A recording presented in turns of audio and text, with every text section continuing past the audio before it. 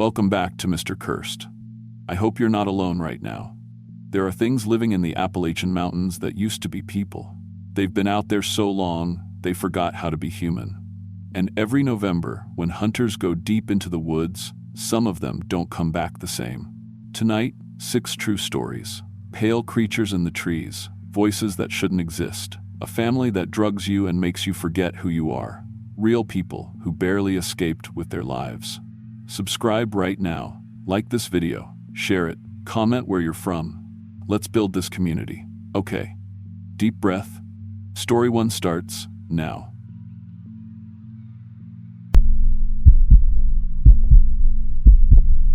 I'm 34 now, but I was 26 when I took that security job at Millfield Lumber, way back in the hollers of eastern Kentucky. This was November of 2017, and I'd just gone through the ugliest divorce you can imagine. Lost the house, most of my savings, and what little pride I had left after catching my wife with her yoga instructor. I was living in a studio apartment above a pizza place in Hazard, working whatever jobs I could find to keep the lights on. The lumber mill sat about 25 miles outside town, down a series of gravel roads that wound deeper and deeper into country that felt forgotten by the outside world. During the day, you could hear the saws running from miles away, 18-wheelers hauling logs in from the mountains, workers shouting over the machinery noise. But at night, especially on holidays when the place shut down completely, it was like being on the dark side of the moon. I'd been working there about 4 months when they offered overtime for anyone willing to cover Thanksgiving night. Double pay for sitting alone in a guard shack, making sure nobody stole equipment. Easy money, and God knows I needed it. The other guards, mostly older fellows who'd worked the mines before Black Lung forced them into easier jobs, tried to talk me out of it. Gets strange out there when you're all alone. Jimmy Parsons told me. He was about 60, gray as a thundercloud, and had been doing security work for 15 years. Especially this time of year, when the hunting season drives everything deeper into the woods. What kind of everything? I asked. Jimmy just looked at me for a long moment, then shook his head. Things that learn to stay away from people during the day. You just keep them cameras running and don't go wandering off on your own, you hear? I figured he was trying to spook the new guy. Mountain folks love their ghost stories, and I'd heard plenty since moving to Kentucky. But I needed that overtime money more than I needed to worry about old wives' tales. The mill processed hardwood that came down from the deep mountains. Oak, hickory, maple, cherry, timber from family land that had been logged for generations.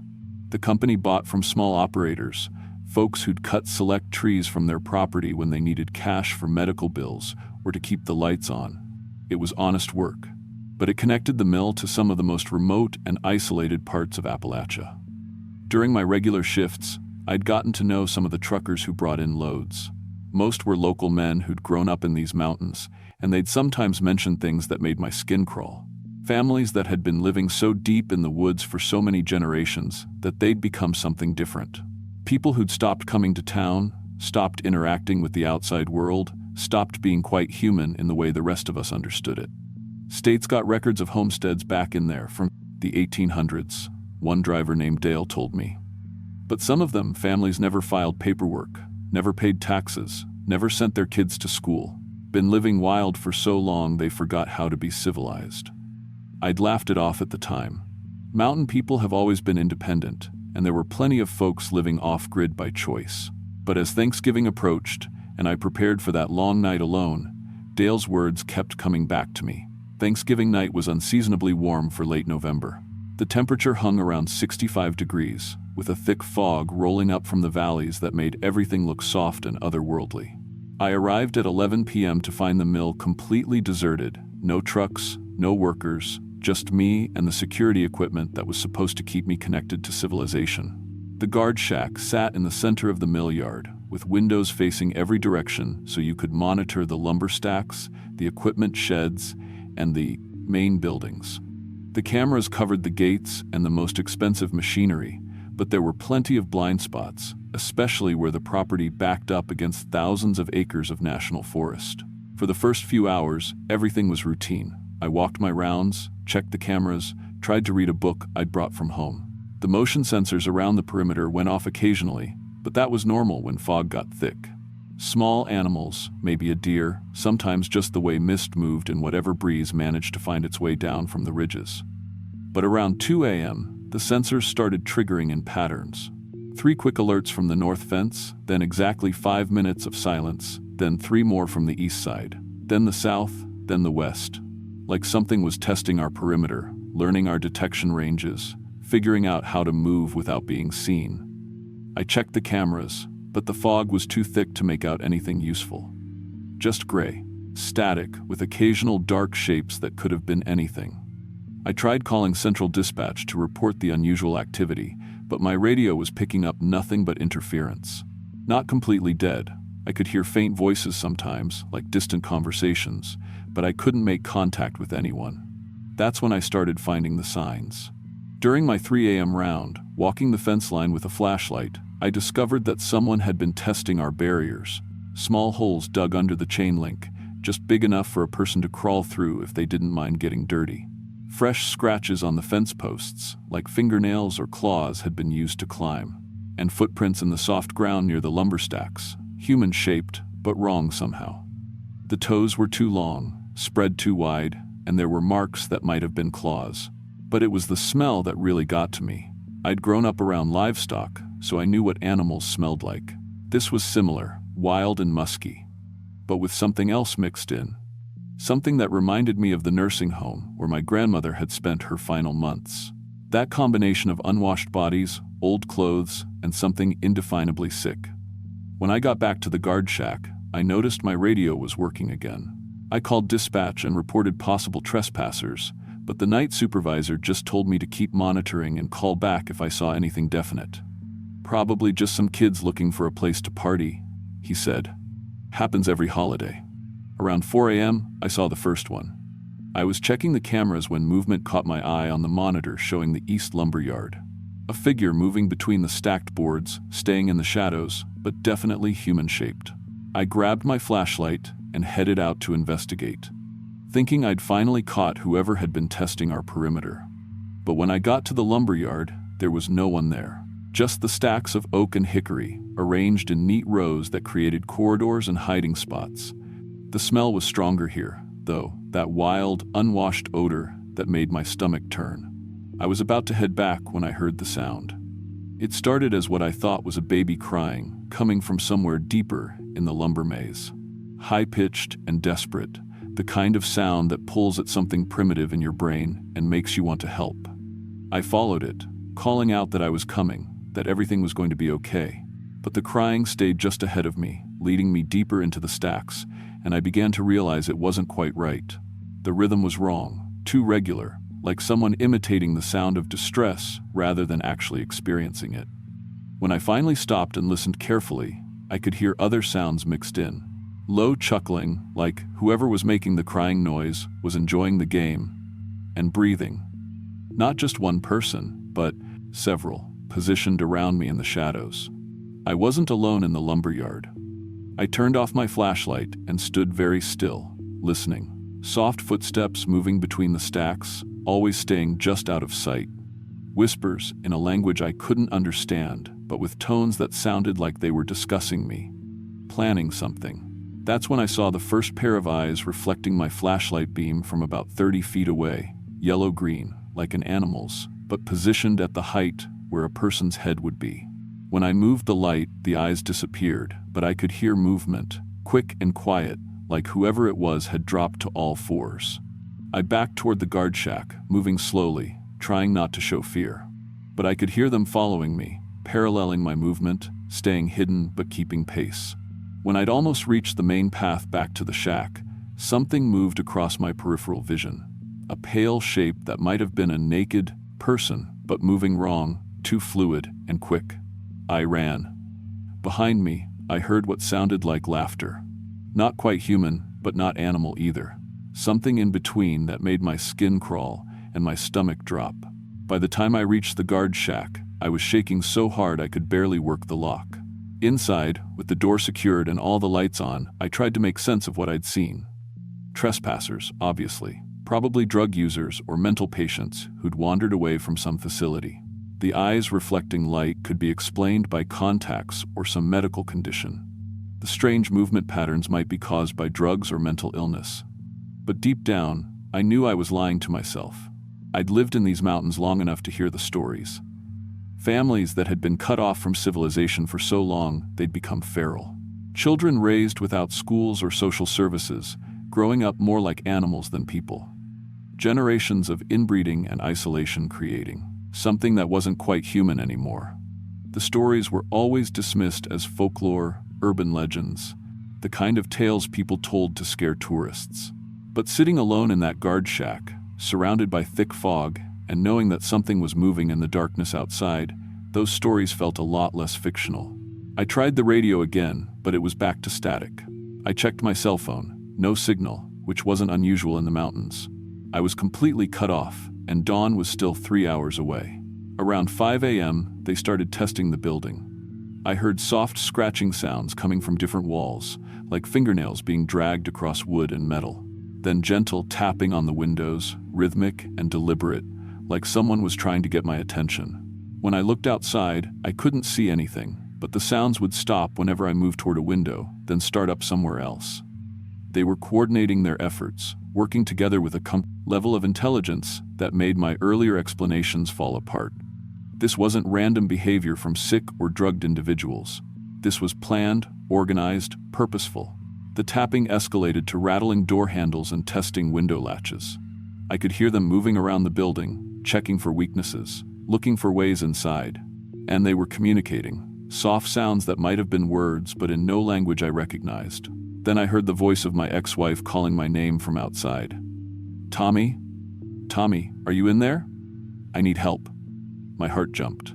Sarah's voice, clear as day, coming from right outside the front door. But Sarah was 300 miles away in Louisville, and how would she even know where I worked? "Tommy, please, I'm hurt. I need you to let me in." The voice was perfect, her accent, her inflection, even the way she pronounced my name, but something about the timing was wrong.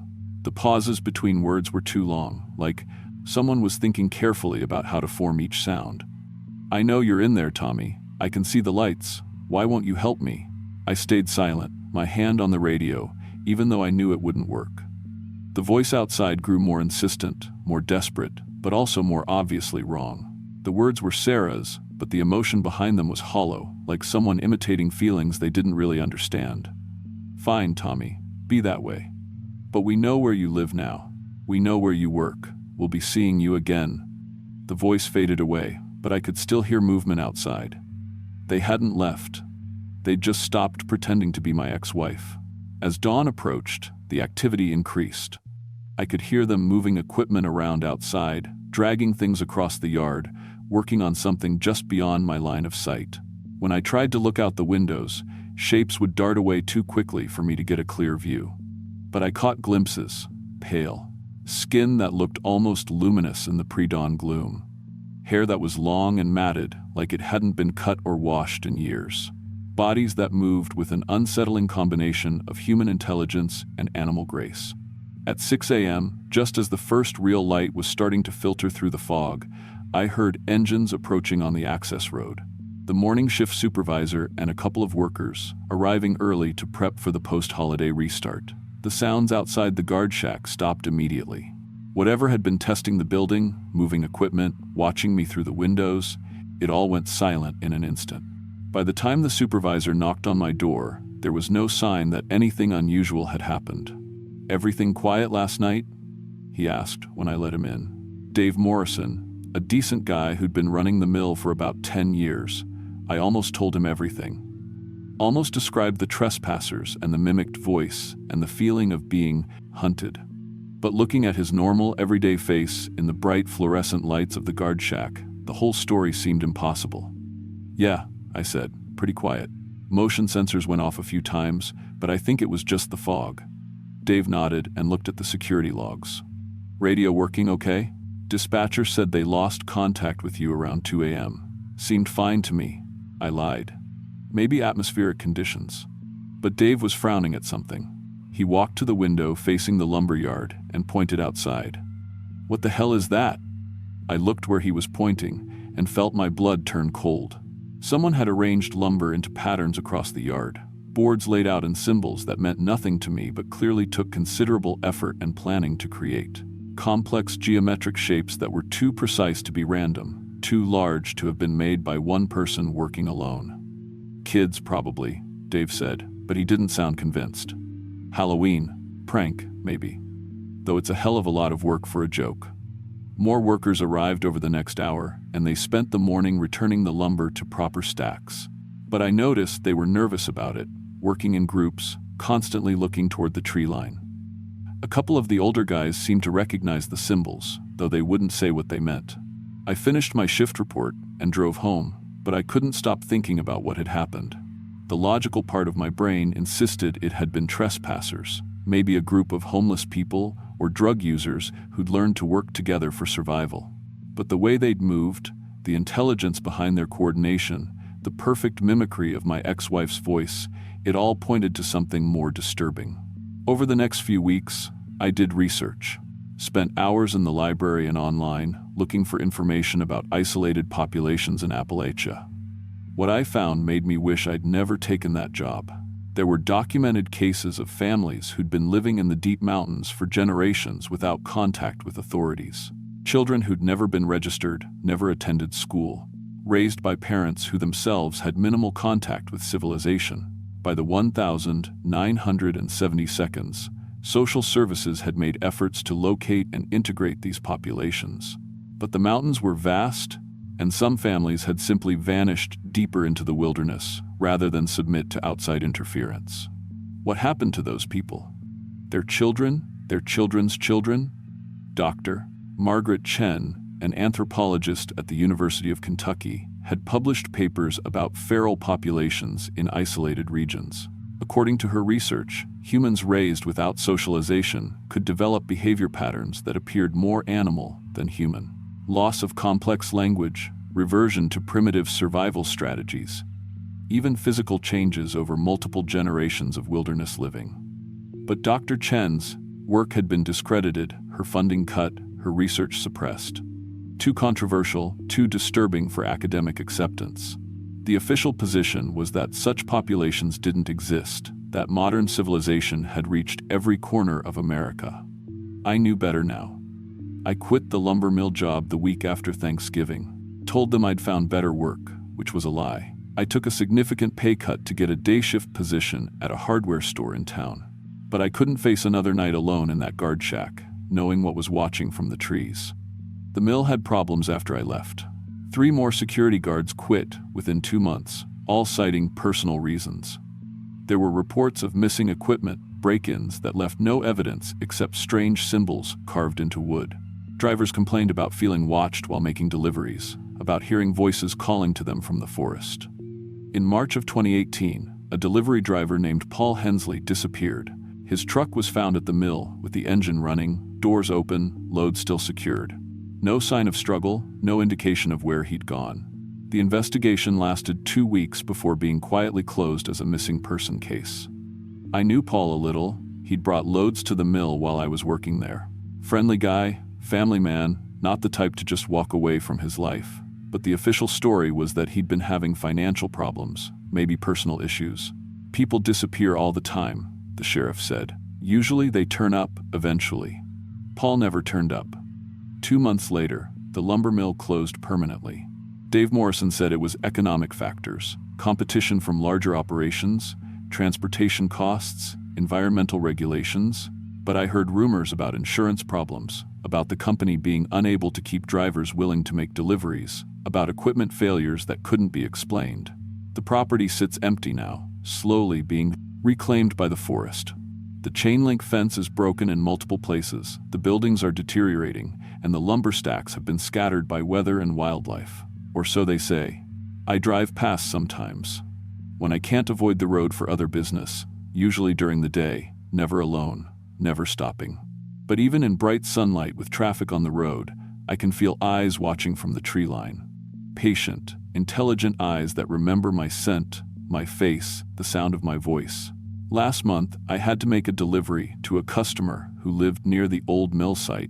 As I was loading equipment into my truck outside their house, the customer mentioned something that made my blood freeze. "Strangest thing," he said. Been hearing voices in the woods lately. Sounds like people calling for help. But when you go to investigate, there's nobody there. And my neighbor swears he saw lights moving through the trees at night, like flashlights, but in patterns that don't make.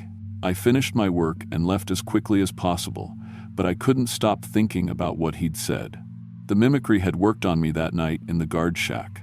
They'd learned my ex-wife's voice perfectly, almost convinced me to open the door. Now they were using the same technique on other people, calling for help in voices that sounded human enough to trigger our instinct to assist.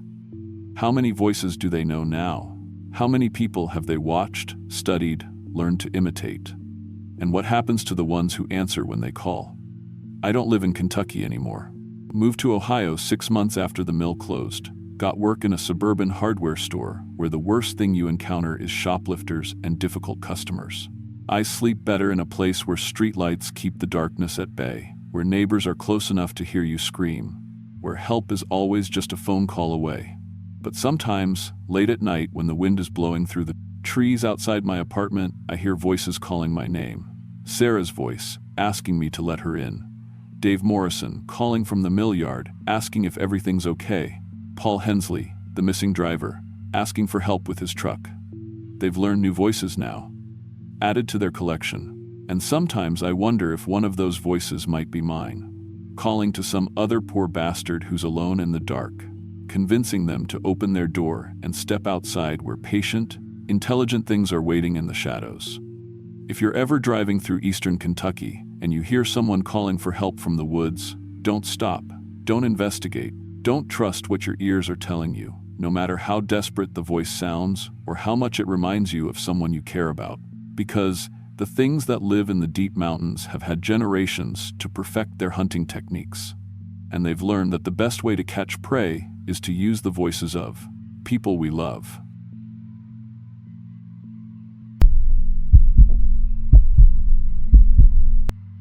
I was 19 when this happened, back when I was still delivering pizzas for this place called Tony's in Beckley, West Virginia.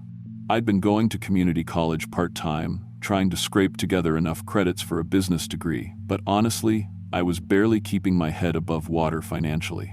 My mom had this beat-up 2003 Honda Civic that she let me use for deliveries and getting to class, and that car was basically my lifeline. The engine knocked something awful when you first started it up, and the heat only worked if you hit the dashboard just right, but it got me where I needed to go. That November, I was supposed to drive home for Thanksgiving. My family lived about 4 hours south, down near the Virginia border, in this little town called Cedar Bluff. It's not much to look at. Just a couple thousand people, a few churches, and a main street with more empty storefronts than occupied ones. But my grandmother was getting up there in years, and this was looking like it might be her last Thanksgiving with us. My mom had been pretty clear that missing it wasn't an option, even though I was scheduled to work Wednesday night at Tony's. I ended up pulling a double shift that Wednesday, delivering pizzas until almost 1 a.m. because 2 other drivers had called out sick.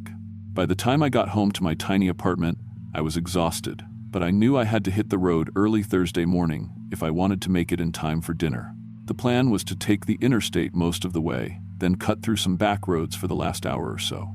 It would save me about 20 minutes and maybe $5 in gas, which mattered more than I'd like to admit back then. The weather had been decent all week.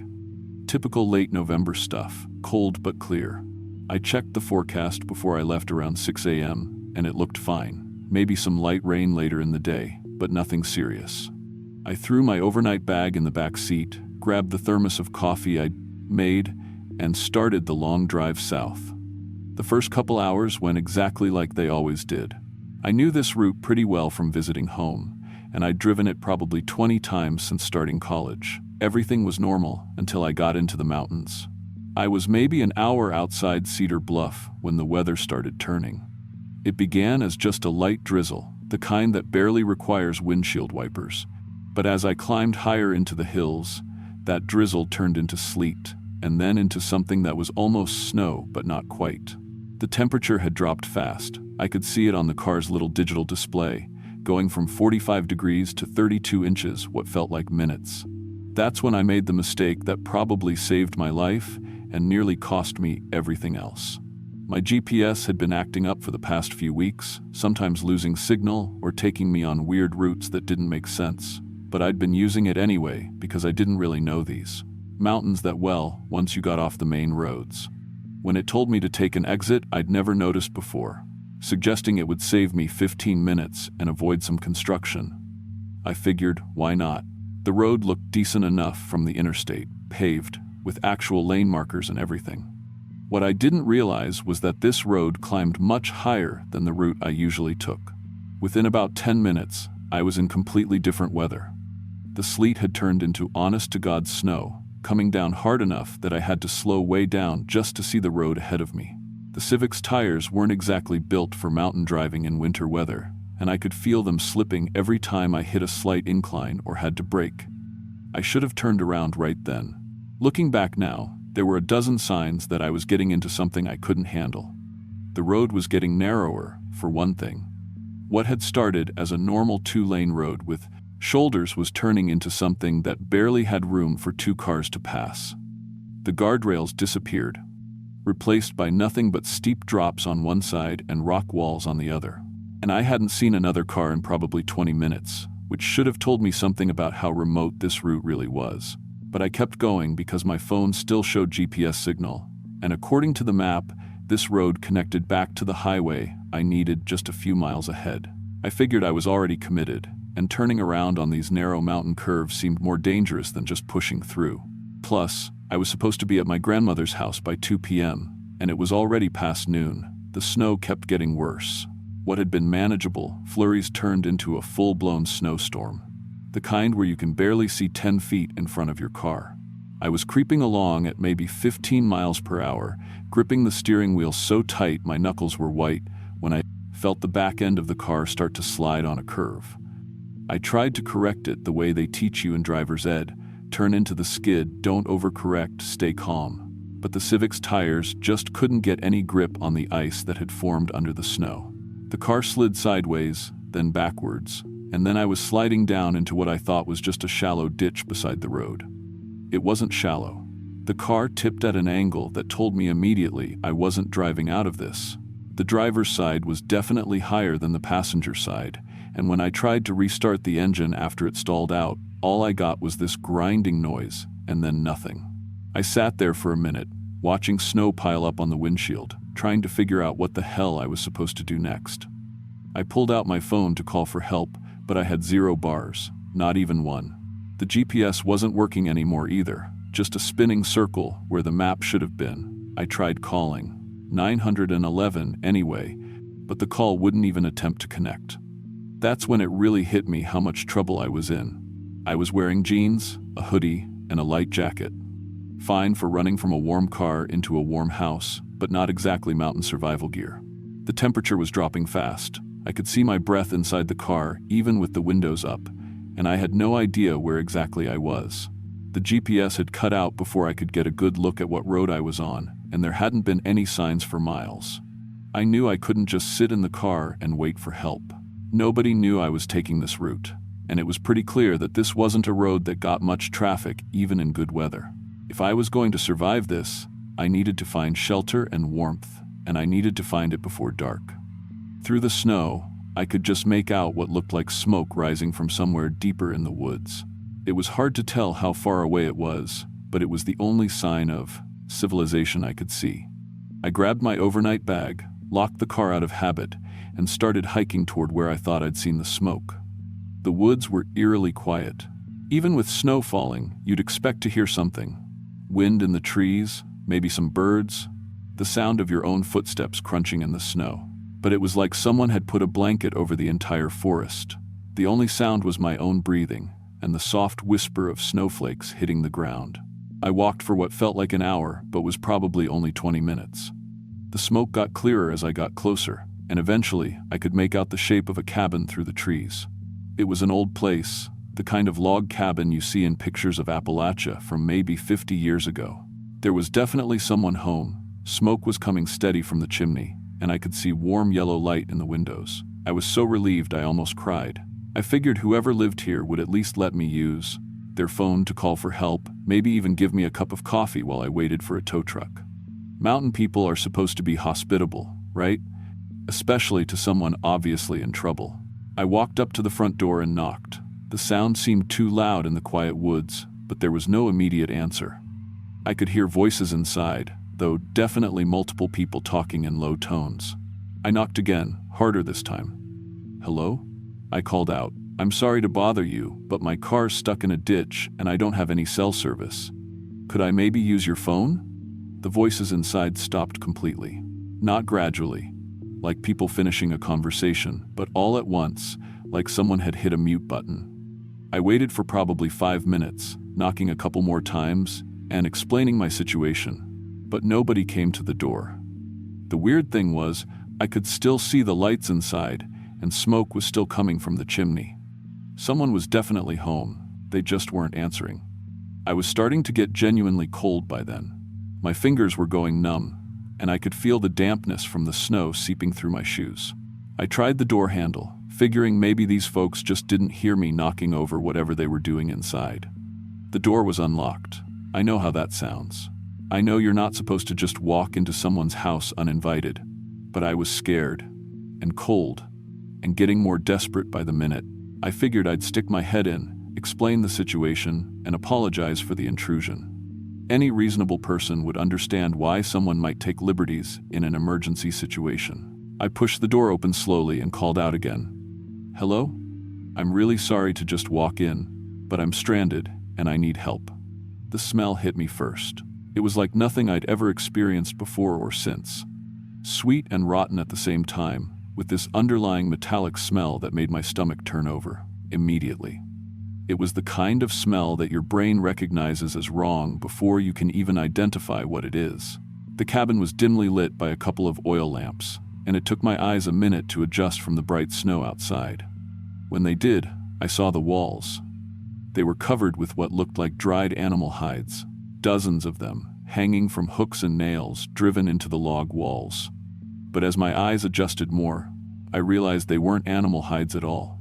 They were human scalps. I'm not talking about one or two, like some kind of historical artifact or conversation piece. I'm talking about dozens of them, different colors and lengths of hair, some that looked fresh and some that were obviously old and dried out. And below them, scattered around the room like decorations, were bones. Human bones, arranged in little pyramids and patterns. I should have run right then. Every instinct I had was screaming at me to get the hell out of that place. But I was so shocked, so unable to process what I was seeing, that I just stood there in the doorway like an idiot. That's when I heard the voices again. They were coming from somewhere deeper in the cabin, and they sounded closer now. I could make out individual words. And what I heard made my blood freeze solid. Need to get the big one ready for tomorrow. Save the good cuts for the feast. Ma always liked the leg meat. They were talking about preparing meat for Thanksgiving dinner. But given what I was looking at on the walls, I was pretty sure they weren't discussing a turkey. I backed toward the door as quietly as I could, but I must have made some noise because the voices stopped again. Then I heard footsteps, heavy boots on wooden floors, heading in my direction. There was a closet right next to the front door, and without thinking, I dove inside and pulled the door shut behind me. It was full of clothes, coats and shirts and pants all hanging on hooks. But as I crouched there in the dark, trying to control my breathing, I realized that some of these clothes still smelled like the people who'd been wearing them. Recent people. The footsteps got closer, and I heard the front door open and close. Someone walked around outside for a few minutes, probably looking for tracks in the snow. Then they came back in, and I heard multiple voices again. "Thought I heard something," said a man's voice, deep and gravelly. "Probably just the wind," said a woman. "You're getting paranoid in your old age." "Maybe. But we got work to do. Tomorrow's gonna be a big day, and we're behind schedule." I heard them moving around the main room, doing things I didn't want to think about. There were chopping sounds and the scrape of metal on wood and wet, sliding noises that made me feel sick. And underneath it all was that smell, getting stronger and more overwhelming. I stayed in that closet for hours. I know that. Sounds impossible. But I was too terrified to move. Every time I thought about trying to sneak out, I'd hear footsteps or voices, and I'd freeze up again. The family, because I was pretty sure by then that's what they were, seemed to be preparing for some kind of big meal. They talked casually about cuts of meat and cooking times and who was bringing what side dishes, like it was the most normal thing in the world, except they were preparing people for dinner. I started losing track of time. It could have been early afternoon or late evening. I had no way to tell from inside that closet. My legs were cramping from crouching in the same position, and I was getting lightheaded from the smell and the fear, and probably from not eating anything since early that morning. At some point, I think I started hallucinating. The voices outside started sounding different, sometimes like my own family members, sometimes like people I knew from college. I'd catch myself almost responding to conversations that couldn't possibly be real. I began to wonder if I'd actually made it to the cabin at all, or if I was still in my car, slowly freezing to death and dreaming all of this. But then I'd smell that awful smell again, or hear the wet chopping sounds, and I'd know it was real. Sometime during what must have been the night, everything went quiet. The voices stopped, the footsteps stopped, even the chopping sounds stopped. I waited for what felt like hours, listening for any sign that they were still awake. But the cabin was silent. I finally worked up the courage to crack open the closet door. The main room was empty, lit only by the dying embers in the fireplace. But I could see things I hadn't noticed before. There was a table in the center of the room, and on it was what was definitely part of a human body. I won't describe it in detail, but it was clear they'd been preparing it for cooking. I knew I had to get out of there before they woke up. I crept toward the front door as quietly as I could, trying not to look at the things on the walls or the table. But just as I reached for the door handle, I heard a voice behind me. "Well, look what we got here." I turned around, and there was an old woman standing in a doorway I hadn't noticed before. She was small and thin, with gray hair pulled back in a bun, and she was smiling at me like I was an expected guest. "You been hiding in our closet, honey?" she said, and her voice was gentle, almost motherly. "That's all right, we get shy visitors sometimes. Come on over here and let me get you something to eat. You must be hungry." I should have run. I should have pushed past her and sprinted into the woods, even if it meant freezing to death in the snow. But there was something about her voice, something hypnotic and calming, that made me want to do what she said. I started to say, but she held up a hand. "No need to explain, sweetie. We know why you're here. You've been living with us for months now, remember? You just get confused sometimes, on account of your condition." And the weird thing was, as soon as she said it, I almost believed her. For a second, I could almost remember being in this cabin before, helping with chores, sitting around the fire with this family, but then I caught another whiff of that smell, and reality came crashing back. "I need to go," I said, backing toward the door. "My car, I need to." "Your car?" She looked genuinely confused. "Honey, you don't have a car. You walked here from town, remember? Said you needed somewhere to stay for a while. We've been taking care of you ever since." She pulled a bottle of pills from her pocket and shook a couple into her palm. "Here, take your medicine. It'll help you remember things better."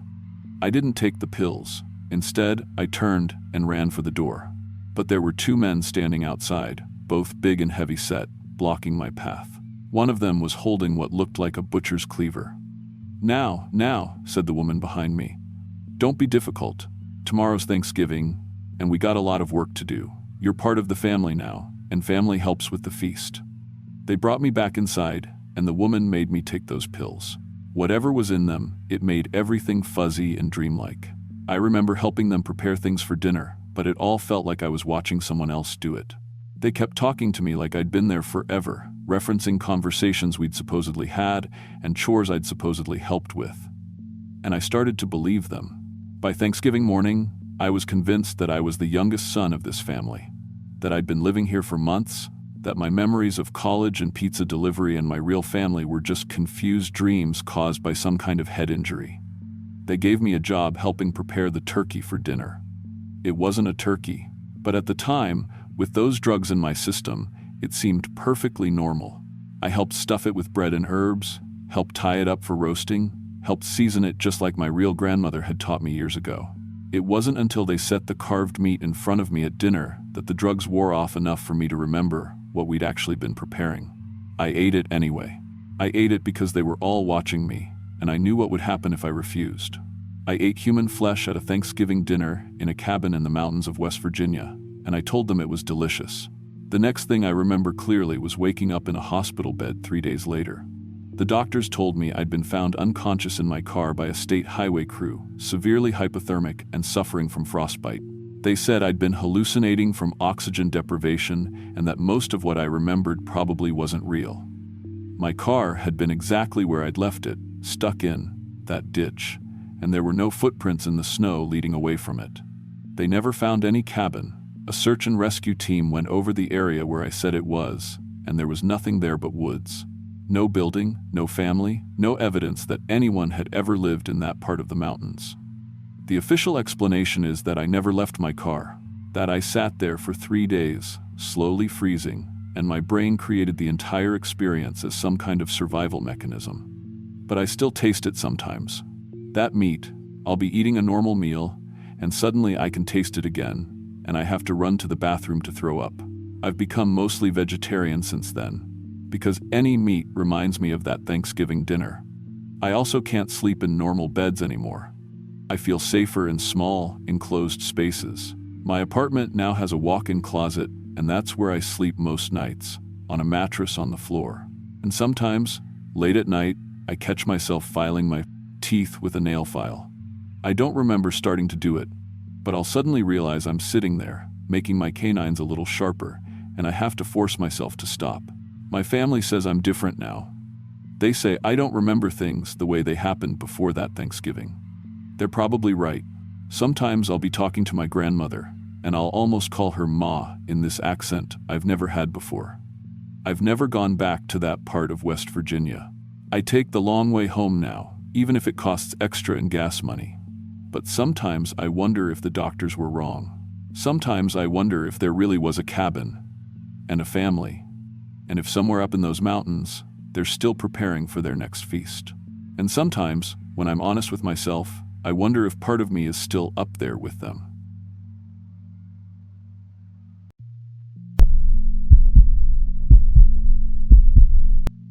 I was 23 when I got hired as a temp worker for the county government, doing rural census work in eastern Tennessee.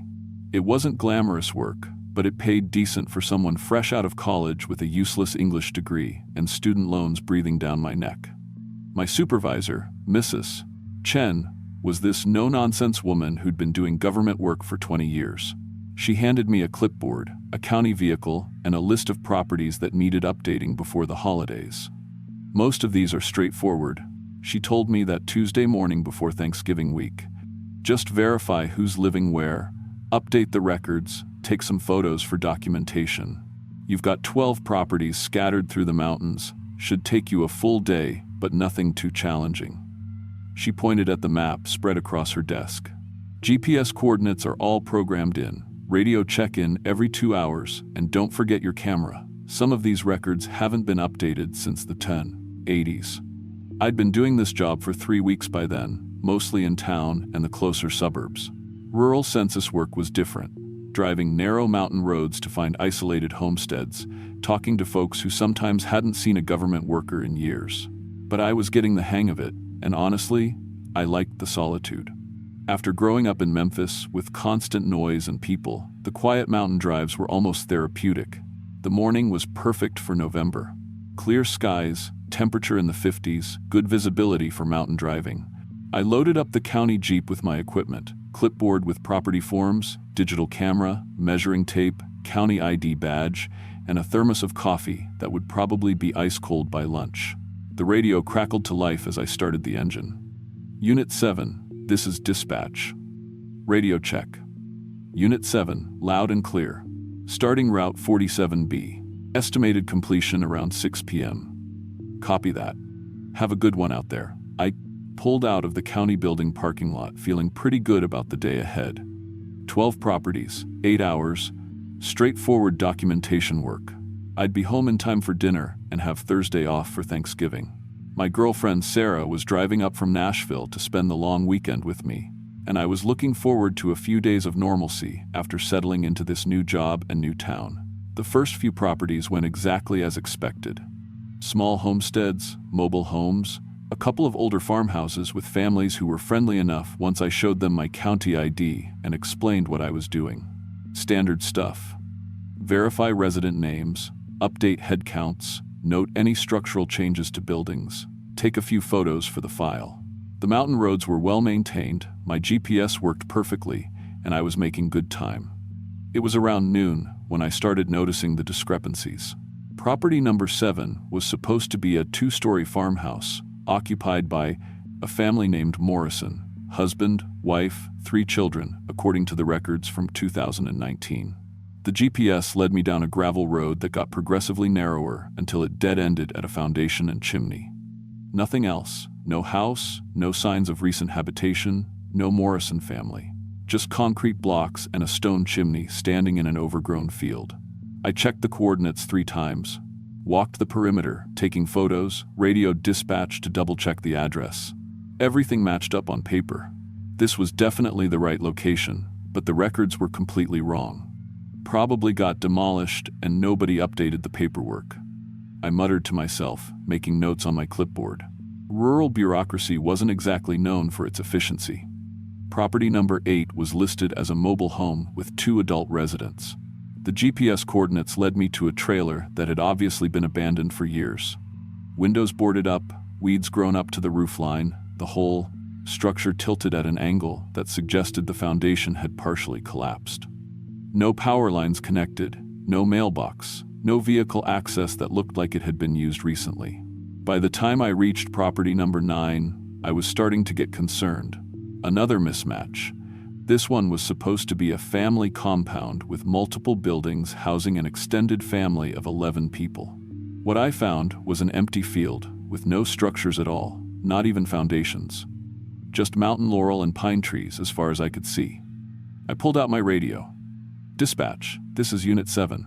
I'm having some issues with property records on Route 47B. Multiple addresses showing occupied structures that aren't there. Copy that, Unit 7. What's your current location? I read off the coordinates from my GPS. There was a long pause. Unit 7, we show you're in the correct area. Could be outdated aerial photos in the database. Document what you find and we'll sort it out after the bilia. Holiday. Understood. Continuing route. But something was bothering me beyond just paperwork errors. 3 properties in a row with major discrepancies wasn't just bureaucratic oversight. And there was something else, something I couldn't quite put my finger on yet. The areas around all 3 properties felt wrong somehow. Too quiet. No bird sounds, no insect noise, not even wind through the trees. Properties 10 and 11 were more of the same. GPS coordinates that led to empty land where the records showed occupied buildings. By this point, I was documenting everything with extra photos and detailed notes, figuring there would be a lot of questions when I got back to the office. It was around 3 in the afternoon when I reached the coordinates for property number 12, the last one on my list. According to the records, this was supposed to be the largest occupied property in my assigned area, a homestead compound with multiple families totaling 1920 residents. The GPS showed I was in the right location, but all I could see was forest. I was about to mark it as another error and head back when I noticed tire tracks. Fresh tire tracks leading off what looked like an old mining road that wasn't on any of my maps. The tracks were definitely recent. Couldn't have been more than a few days old, maybe less. I sat in the Jeep for a few minutes, weighing my options. My assignment was to verify the properties on my list, and technically I'd done that.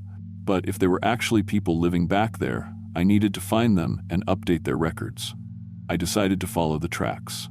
The mining road was barely wide enough for my vehicle, with tree branches scraping both sides of the Jeep as I drove deeper into the mountains. The road climbed steadily, winding around massive boulders and following what must have been old mining cart paths from decades ago.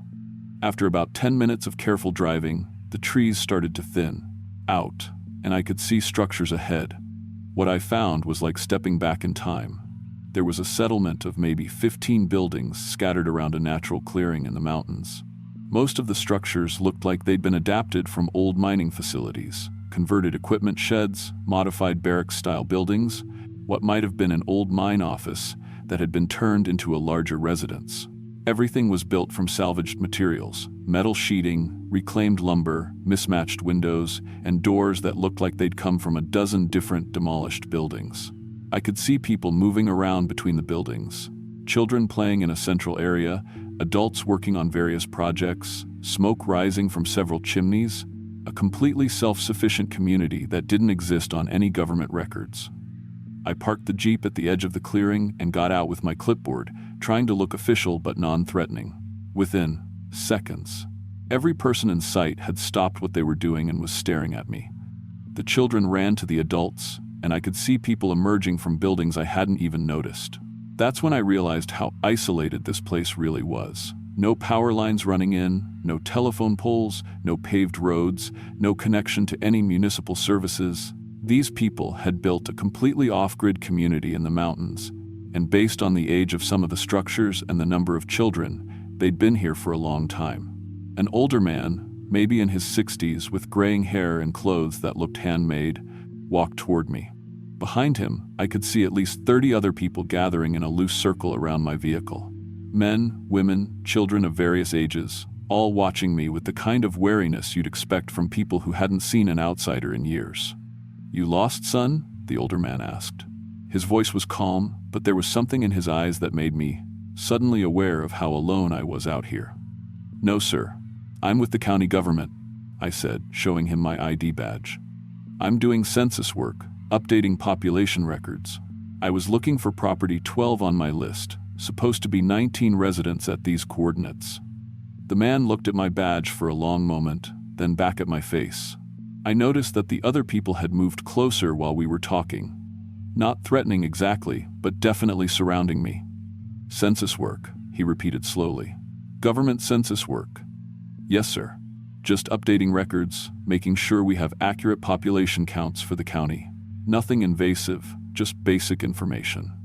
That's when I started noticing things about the people around me that made my skin crawl. Little details that weren't quite right. The way they all seemed to move in perfect coordination, like they were responding to signals I couldn't see. The fact that several of them had what looked like old mining lamps attached to their foreheads, even though it was broad daylight. The children weren't making any noise, not talking, not crying, just watching me with these intense, focused expressions that seemed too adult for their faces and their eyes.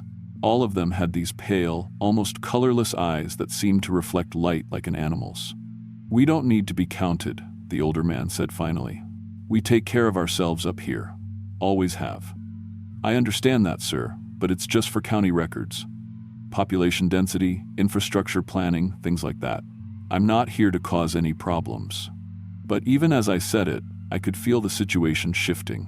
The circle of people around me had tightened, and I realized that several of them were now standing between me and my vehicle. The older man was studying my clipboard and camera with the kind of attention you'd give a weapon. "You're going to write down that you found us," he said. It wasn't a question. "Well, yes, sir. That's my job. I need to document the population count for, and then other people will come." The way he said it made my stomach drop.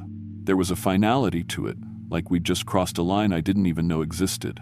I looked around at the faces surrounding me and realized that what I'd initially taken for wariness was actually something much more dangerous.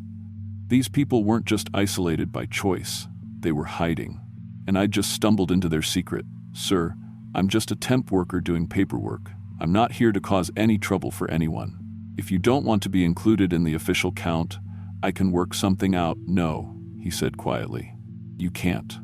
That's when I noticed that several of the younger men had moved to positions that blocked every possible exit route from the clearing. Not obviously threatening, but definitely positioned to stop me if I tried to leave. The older man gestured to a woman standing nearby, and she approached us. She looked to be in her 40s, with the same pale eyes as the others, but there was something else different about her. Her movements were too fluid, too precise, like she was floating instead of walking. When she got close enough, I could see that her fingernails weren't quite right. Too long, too sharp, with a yellowish tint that reminded me of old bone. "He's seen us," she said to the older man. Her voice had a strange quality to it, like she was speaking from the bottom of a well. "I know. He'll tell them where we are. I know. They were talking about me like I wasn't standing right there, which somehow made it even more terrifying. I could feel sweat starting to run down my back despite the cool mountain air. Look, I don't know what you folks are worried about, but I promise you, nobody cares about a small community in the mountains. The county just needs basic population numbers for federal funding calculations. That's it.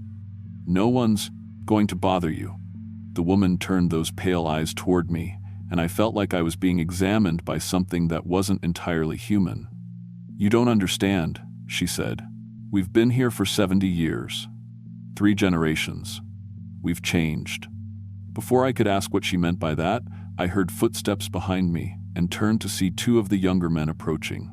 There was something wrong with the way they moved, too coordinated, like they were parts of the same organism instead of separate people. And when they got closer, I could see that their skin had a grayish tint to it, like they'd never seen sunlight.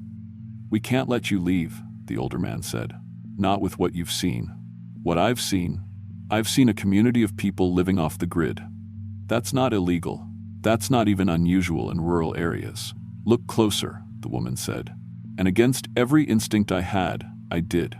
I really looked at the people surrounding me, and that's when I noticed the things that my mind had been trying to ignore. The children weren't just quiet. They were moving in perfect synchronization, like a flock of birds. When one turned their head, they all turned their heads. When one took a step, they all took a step. The adults had what looked like tools hanging from their belts, but the tools were made from materials I didn't recognize, some kind of dark metal that seemed to absorb light instead of reflecting it. And the smell? There was a smell in the air that I hadn't noticed before, or maybe my brain had been filtering it out. It was organic but wrong, like decomposing vegetation mixed with something metallic. It seemed to be coming from the people themselves. We adapt, the older man said, noticing my expression. The mountain changes us. We become what we need to become to survive here. This is insane, I said, taking a step backward and bumping into someone who had moved behind me. You're just people. You're just people living in the mountains. But even as I said it, I could see more details that contradicted what I was trying to believe. The way their eyes reflected light like nocturnal animals. The way they all seemed to be breathing in perfect rhythm. The fact that I could now see what looked like gill slits along the necks of some of the adults. The government took our land in 1953, the woman said.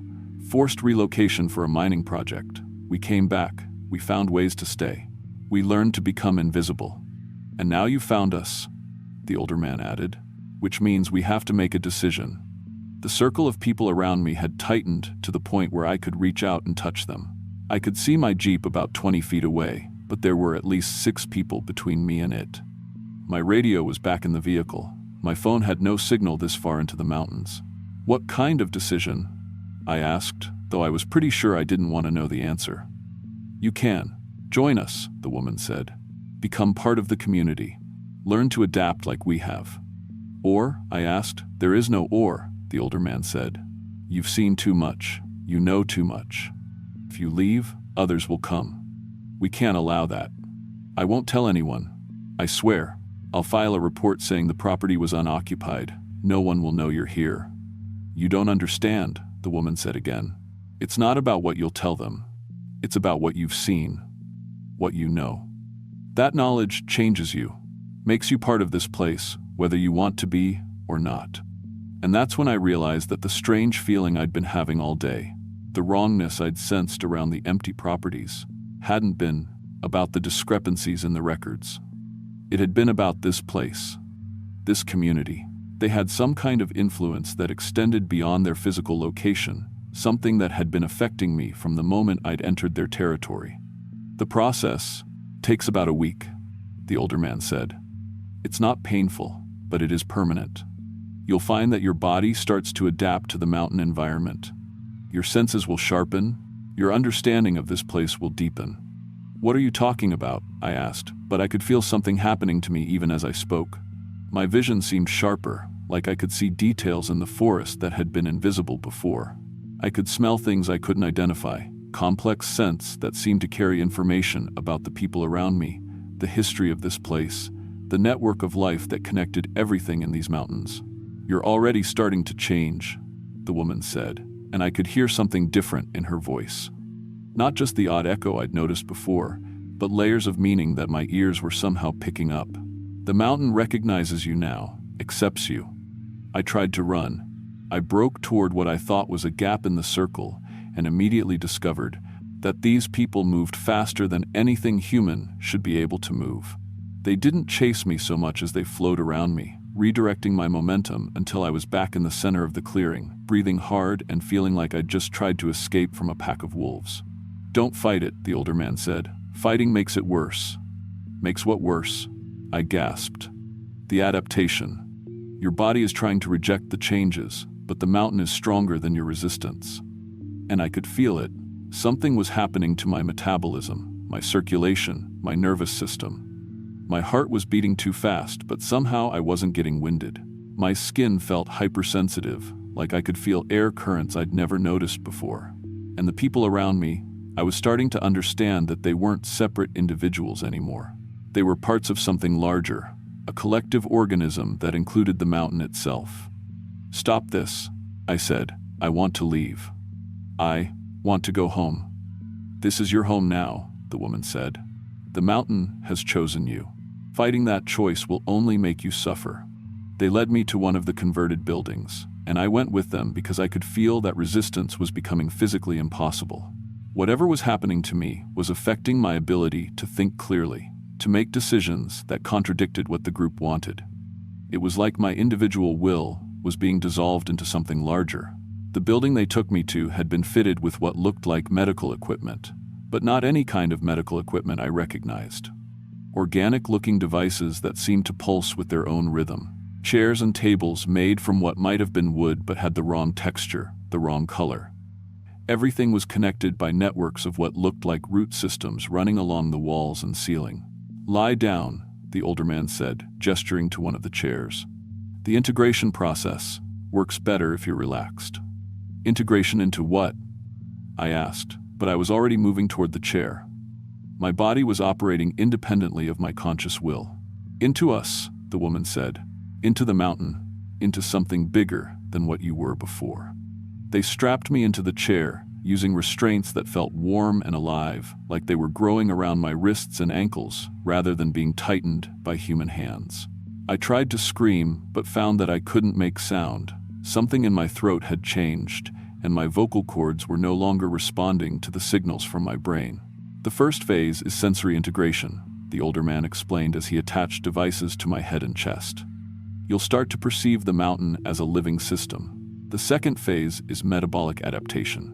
Your body will learn to derive nutrition directly from the environment. The third phase is consciousness merger. Your individual identity will become part of our pasta talakam of our PAMOS, collective awareness." The devices activated, and immediately I was overwhelmed by sensory input that I had no framework for understanding. I could feel the root systems of every plant in a 50-mile radius. I could sense the movement of underground water through limestone caves I'd never seen. I could perceive the breathing of every animal in the forest as if they were extensions of my own lungs. But more than that, I could feel the presence of other humans who had undergone this same process. Dozens of them, scattered throughout the mountain range, all connected to the same vast network of consciousness that was now pulling me in. Time became meaningless. I might have been in that chair for hours or days. My body was changing in ways that should have been terrifying but somehow felt natural, inevitable. My skin was developing the same grayish tone as the others. My eyes were becoming more sensitive to light while gaining the ability to see in complete darkness. My digestive system was restructuring itself to process nutrients in ways that human biology had never evolved to handle. And my mind was merging with something vast and ancient and utterly inhuman. When they finally released me from the chair, I was no longer the same person who had driven up that mountain to do a census count. I was something new, something adapted to this environment in ways that normal humans could never survive. And I understood, with a clarity that felt like waking up from a long dream, that I could never go back to my old life. The community welcomed me as they had welcomed everyone who had found their way to this place over the past 70 years. I learned to use the specialized tools they had developed for mountain survival. I participated in the collective consciousness that allowed them to coordinate their activities without speaking. I began to understand the true nature of the mountain itself, not just a geographic feature, but a living entity that had been slowly expanding its influence through the people who chose to become part of it. They gave me a new role based on my background with the county government. I became their liaison for the rare occasions when outside authorities came looking for missing persons or investigating unexplained disappearances. I learned to create false trails, to misdirect search efforts, to ensure that their existence remained hidden from the world beyond the mountains, because that's what the mountain requires: secrecy, protection, the slow, patient expansion of its influence through human hosts who carry its essence into new territories. I still have the county vehicle. They modified it so that it can operate without fuel from the outside world, powered by the same biological processes that now sustain my transformed metabolism. I still carry the radio, though I use it now to monitor government activities and warn the community of potential threats. And I still have my clipboard and camera, tools that help me document the slow but steady growth of the mountain's reach into human civilization. The census records show that Property 12 remains unoccupied.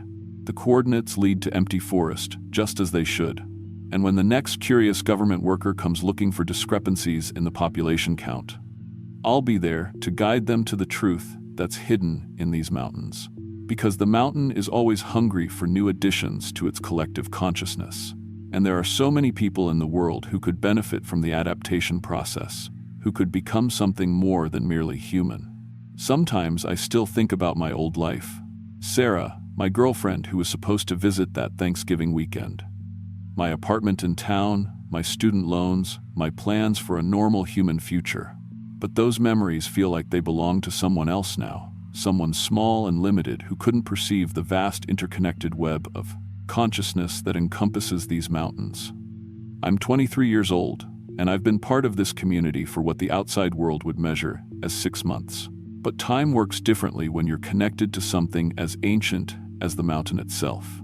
I've experienced decades of collective memory from the other adapted humans, centuries of the mountain's slow expansion, millennia of the gradual evolution that transforms isolated human populations into something more suited for survival in environments that normal people can't even perceive. And I understand now why the census records were wrong, why the properties appeared empty when they were actually occupied by dozens of people. The mountain protects itself through layers of perceptual distortion that make adapted communities invisible to outside observation. What I thought were bureaucratic errors were actually evidence of a sophisticated camouflage system that has been operating for generations. The next time someone comes to count us, they'll find the same empty forest that I found. Until the mountain decides that they, too, are ready to become part of something larger than individual human existence. After all, there's always room in the collective for one more adapted consciousness.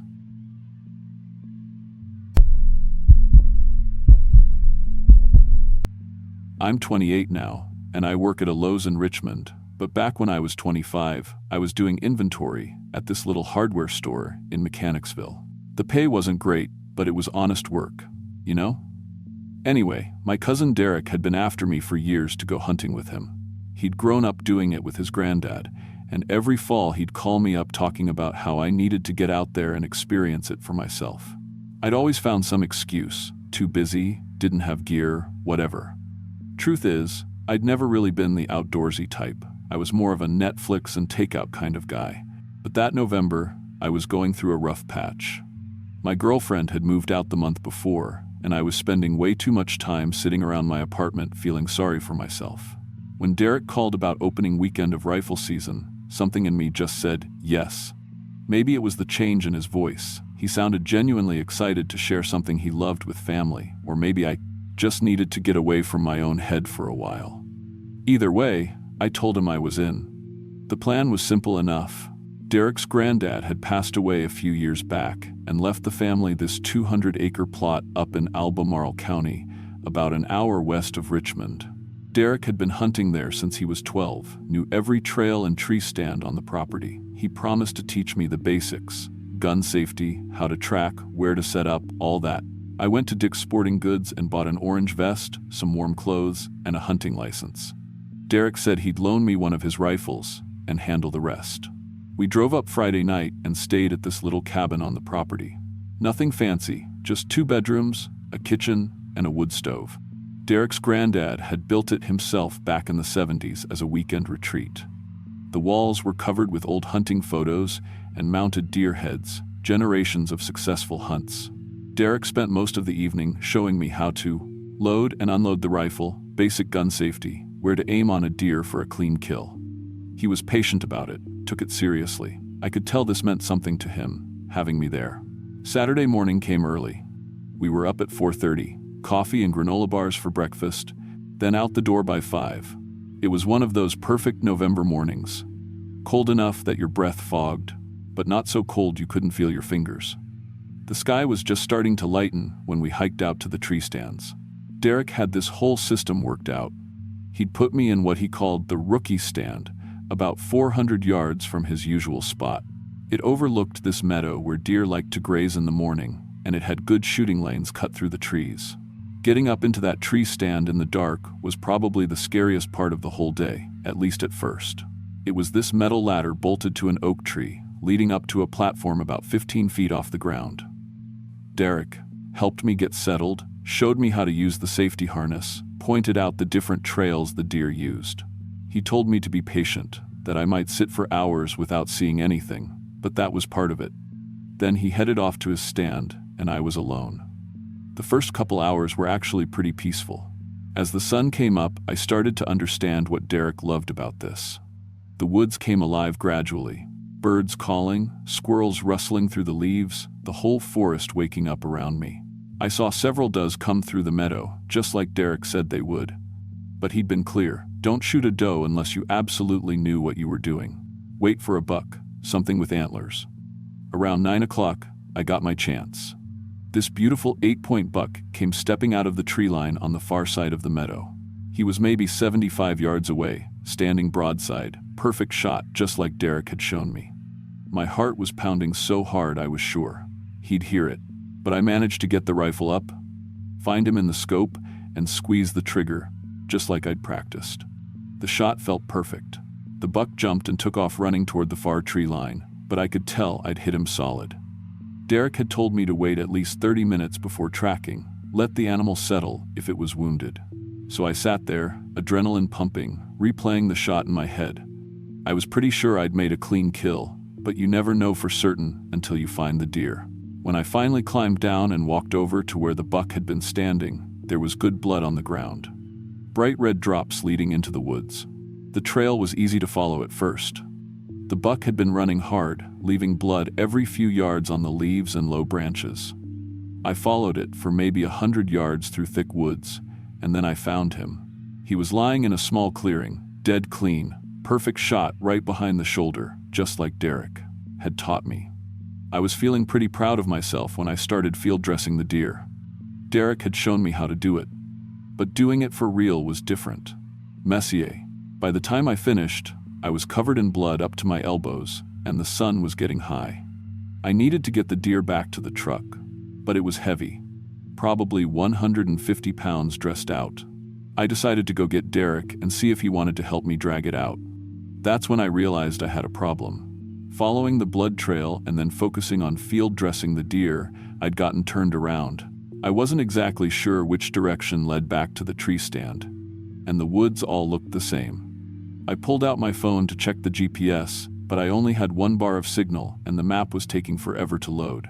Rather than wait around, I decided to scout a bit and see if I could figure out where I was. I walked maybe 50 yards in what I thought was the right direction and came across this old barbed wire fence, running through the trees. It was rusted and sagging, probably hadn't been maintained in decades. There were no posted signs, no obvious boundary markers, just this old fence disappearing into the woods in both directions. On the other side, I could see what looked like an old logging road, overgrown but still visible. That's when I noticed the stone cairns. They were spaced out along the old logging road, maybe 30 yards apart, each one about 3 feet tall. Somebody had stacked flat stones into these perfect little towers, and they looked recent. Not ancient or weathered, but not brand new either. Each cairn had deer bones arranged on top, cleaned white, like they'd been sitting out in the sun for months. I stepped over the fence to get a better look, and that's when things started feeling wrong. The first thing I noticed was the silence. Back where I'd shot the deer, the woods had been alive with sound. Birds, insects, the wind moving through leaves. Here, there was nothing. Complete silence, like somebody had turned off the volume on the whole forest. Even my footsteps seemed muffled, like the sound was being absorbed by something. The bones on the cairns were definitely deer bones. Leg bones, ribs, pieces of skull. But they'd been cleaned too perfectly. No meat, no gristle, no staining. Just white bone arranged in these neat little piles. And when I looked closer, I could see marks on them. Scrape marks, like somebody had cleaned them with stone tools instead of knives. The marks were too regular, too deliberate to be from scavengers. I pulled out my phone again to take some pictures, thinking Derek might know what this was about. Maybe some weird hunting tradition from the old days, or local kids playing around. But my phone was acting strange. The screen kept flickering, and when I tried to open the camera app, it just froze. The GPS was still trying to load, spinning and spinning without finding my location. That's when I heard the whistling. It was coming from deeper in the woods, past the line of cairns. Not like a person whistling a tune, but more like a signal. 3 short notes, repeated twice, then silence. A few seconds later, I heard it again from a different direction, then again from somewhere else. Like whatever was making the sound was moving around me in a circle. I decided it was time to head back to the deer and figure out how to get to Derek's stand. But when I turned around, I couldn't find the fence I'd crossed. The woods behind me looked completely different, like the trees had rearranged themselves while I wasn't looking. The old logging road was still there, running in both directions, but I couldn't tell which way I'd come from. The air felt different too. Thicker somehow, harder to breathe. And there was this smell, musky and wild, like wet animal fur mixed with something rotten. It wasn't overwhelming, just wrong enough to make my stomach turn a little. I started walking back along the logging road, looking for some landmark I recognized. The cairns kept going, spaced out regularly, like mile markers. Each one had the same arrangement of white bones on top, the same stone tool scrape marks. After about 10 minutes of walking, I realized I was seeing the same cairns I'd already passed. Somehow, I'd walked in a complete circle without changing direction. That's when I saw the first one. It was standing between 2 trees about 50 yards off the road, just at the edge of where I could see clearly. At first, I thought it was a person. The basic shape was right. Head, torso, arms, legs. But something about the proportions was off. The arms hung too low, past where the knees should be.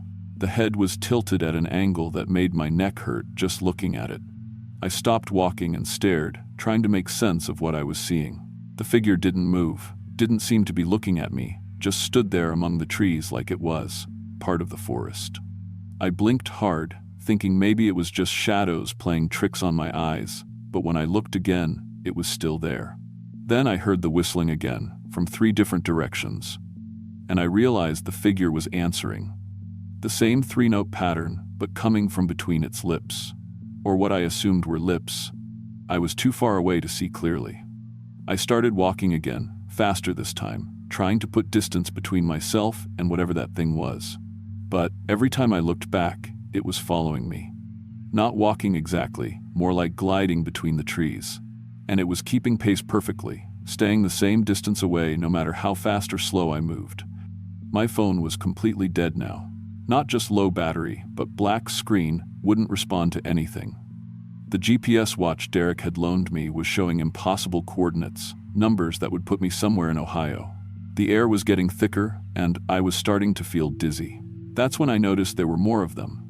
3 others had appeared on the opposite side of the road, moving parallel to the first one. They all had the same wrong proportions, the same impossible way of moving, and they were all whistling back and forth to each other, coordinating something. The road ahead curved to the right, and when I came around the bend, I saw where they were herding me. There was a clearing up ahead, maybe 50 yards across, with a circle of those stone cairns arranged around the edges. In the center was something that made my blood freeze. It was a pile of hunting gear. Orange vests, rifles, backpacks, boots, all arranged in a neat stack, like an offering. Some of it looked recent, but other pieces were faded and weathered, like they'd been there for years. On top of the pile was a hunting license in a clear plastic holder. Even from a distance, I could see it was current. The figures had stopped moving and were just standing at the edge of the trees, watching me, waiting to see what I would do. I don't know what made me look behind me, but when I turned around, the one that had been following me was only about 30 feet away. Close enough to see details I really didn't want to see. Its skin was pale gray, like old newspaper. The arms really did hang past its knees, and I could see now that the hands ended in claws that looked like they'd been filed to points. Its head was tilted because its neck was too long, bent at an angle that would break a human spine. But the worst part was its face. The features were almost human. Almost. The eyes were too wide and didn't blink enough. The mouth was the right size but in the wrong place, sitting too low on its face. And it was studying me with this expression of curiosity, like I was some interesting bug it had found. It was wearing clothes, pieces of old hunting gear, military surplus stuff. Things that looked like they'd been taken from that pile in the Lost Bay clearing. A camo jacket with no sleeves, boots that didn't match, a knit cap with holes torn in it, like it was trying to dress like a human, but didn't quite understand how. In its right hand, it held a spear made from a sharpened deer antler lashed to a wooden shaft. In its left, it carried what looked like a stone knife. Both weapons had dark stains on them that I really didn't want to think about. The thing tilted its head the other direction, still watching me, and made a sound that might have been trying to copy human speech. Just gibberish. But with the rhythm of conversation, like it was asking me a question in a language I didn't understand. I backed away slowly, trying not to make any sudden movements. But every step I took, it matched with one of its own. And I could hear the others moving through the trees around the clearing, staying just out of sight but definitely surrounding me. My rifle was still slung over my shoulder. Derek had made sure I knew how to use it, but he'd also drilled into me that you never point a gun at anything you don't intend to kill. Looking at this thing, I was starting to think that rule might not apply. I slipped the rifle off my shoulder as carefully as I could, trying to look non-threatening while I got ready to defend myself. The thing watched every movement, tilting its head like a curious dog. When I had the rifle in position, it made that sound again, the same rhythm, but more insistent this time. Then it started walking toward me. I raised the rifle and put the scope on its center mass, just like Derek had taught me, but my hands were shaking so bad I could barely hold it steady. The thing kept coming, moving in that wrong, gliding way, and I knew I was going to have to make a choice. When it got within 10 feet, I pulled the trigger. The shot echoed through the silent woods like thunder. I'd aimed for center mass, but with my hands shaking, I caught it high in the shoulder. Black blood sprayed from the wound, and the thing let out this scream that didn't sound like it came from any throat that should exist. But it didn't go down. It stumbled, dropped the spear, but stayed on its feet. And the scream brought the others running. They came from all directions at once, moving faster than anything that size should be able to move. I worked the bolt on the rifle and got another round chambered, but there were too many of them, and they were too close. I turned and ran. I crashed through the woods with no idea where I was going, just putting distance between myself and those things. Behind me, I could hear them following, not just the one I'd shot, but all of them. They were communicating with those whistling calls, coordinating the chase. The woods seemed to go on forever. I ran until my lungs burned and my legs felt like rubber, but I could still hear them behind me. Sometimes close, sometimes farther away, but always there. They were hurting me again, I realized, keeping me moving in a specific direction, not letting me circle back. After what felt like hours but was probably only 20 minutes, I stumbled out of the tree line and found myself at the edge of a field I recognized. Derek's truck was parked on the far side, next to the cabin. I'd never been so happy to see anything in my life. I ran across that field like my life depended on it, because it probably did. When I reached the truck, I started honking the horn and yelling for Derek. He came running out of the cabin with his rifle in his hands, looking like he was ready for a fight. "Where the hell have you been?" he demanded. "I've been looking for you for 3 hours. I heard a shot, then nothing. I was about to call search and rescue." I tried to explain what had happened, but it sounded crazy even to me. Things in the woods that looked almost human but weren't. Stone cairns with bones on them, my phone and GPS going haywire. Derek listened, but I could see in his face that he thought I'd gotten lost and panicked, maybe started hallucinating from stress and dehydration. We drove back to where I thought I'd left the deer, but we never found it. The blood trail just stopped at a certain point, like the deer had vanished into thin air. Derek said sometimes wounded deer will make it a lot farther than you think, that we'd probably never find it now. I never told him about the gear pile in the clearing, or about the hunting license I'd seen on top of it. But when we got back to the cabin, Derek started making phone calls to other hunters in the area, asking if anyone had gone missing recently.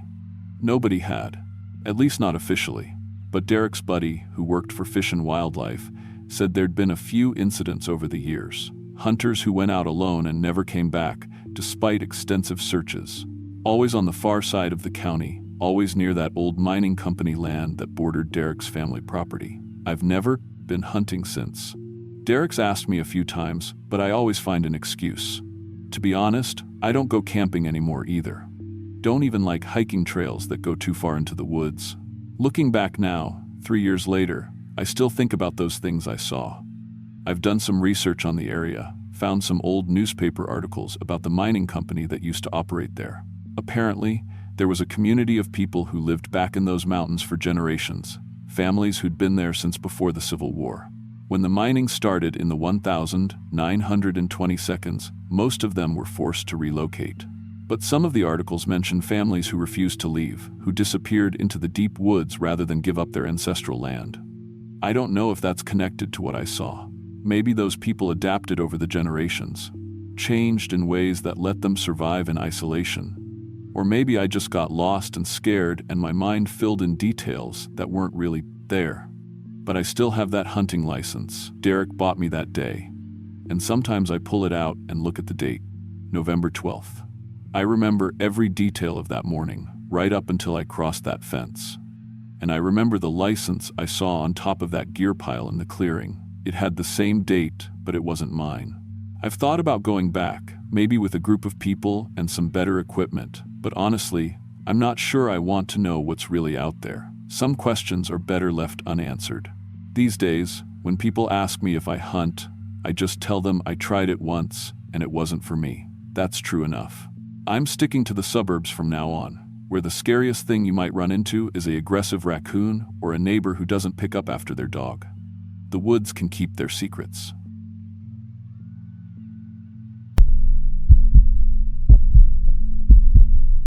I was 20 when this happened, back in my second year at the community college in eastern Kentucky. Money was tight. I mean, really tight.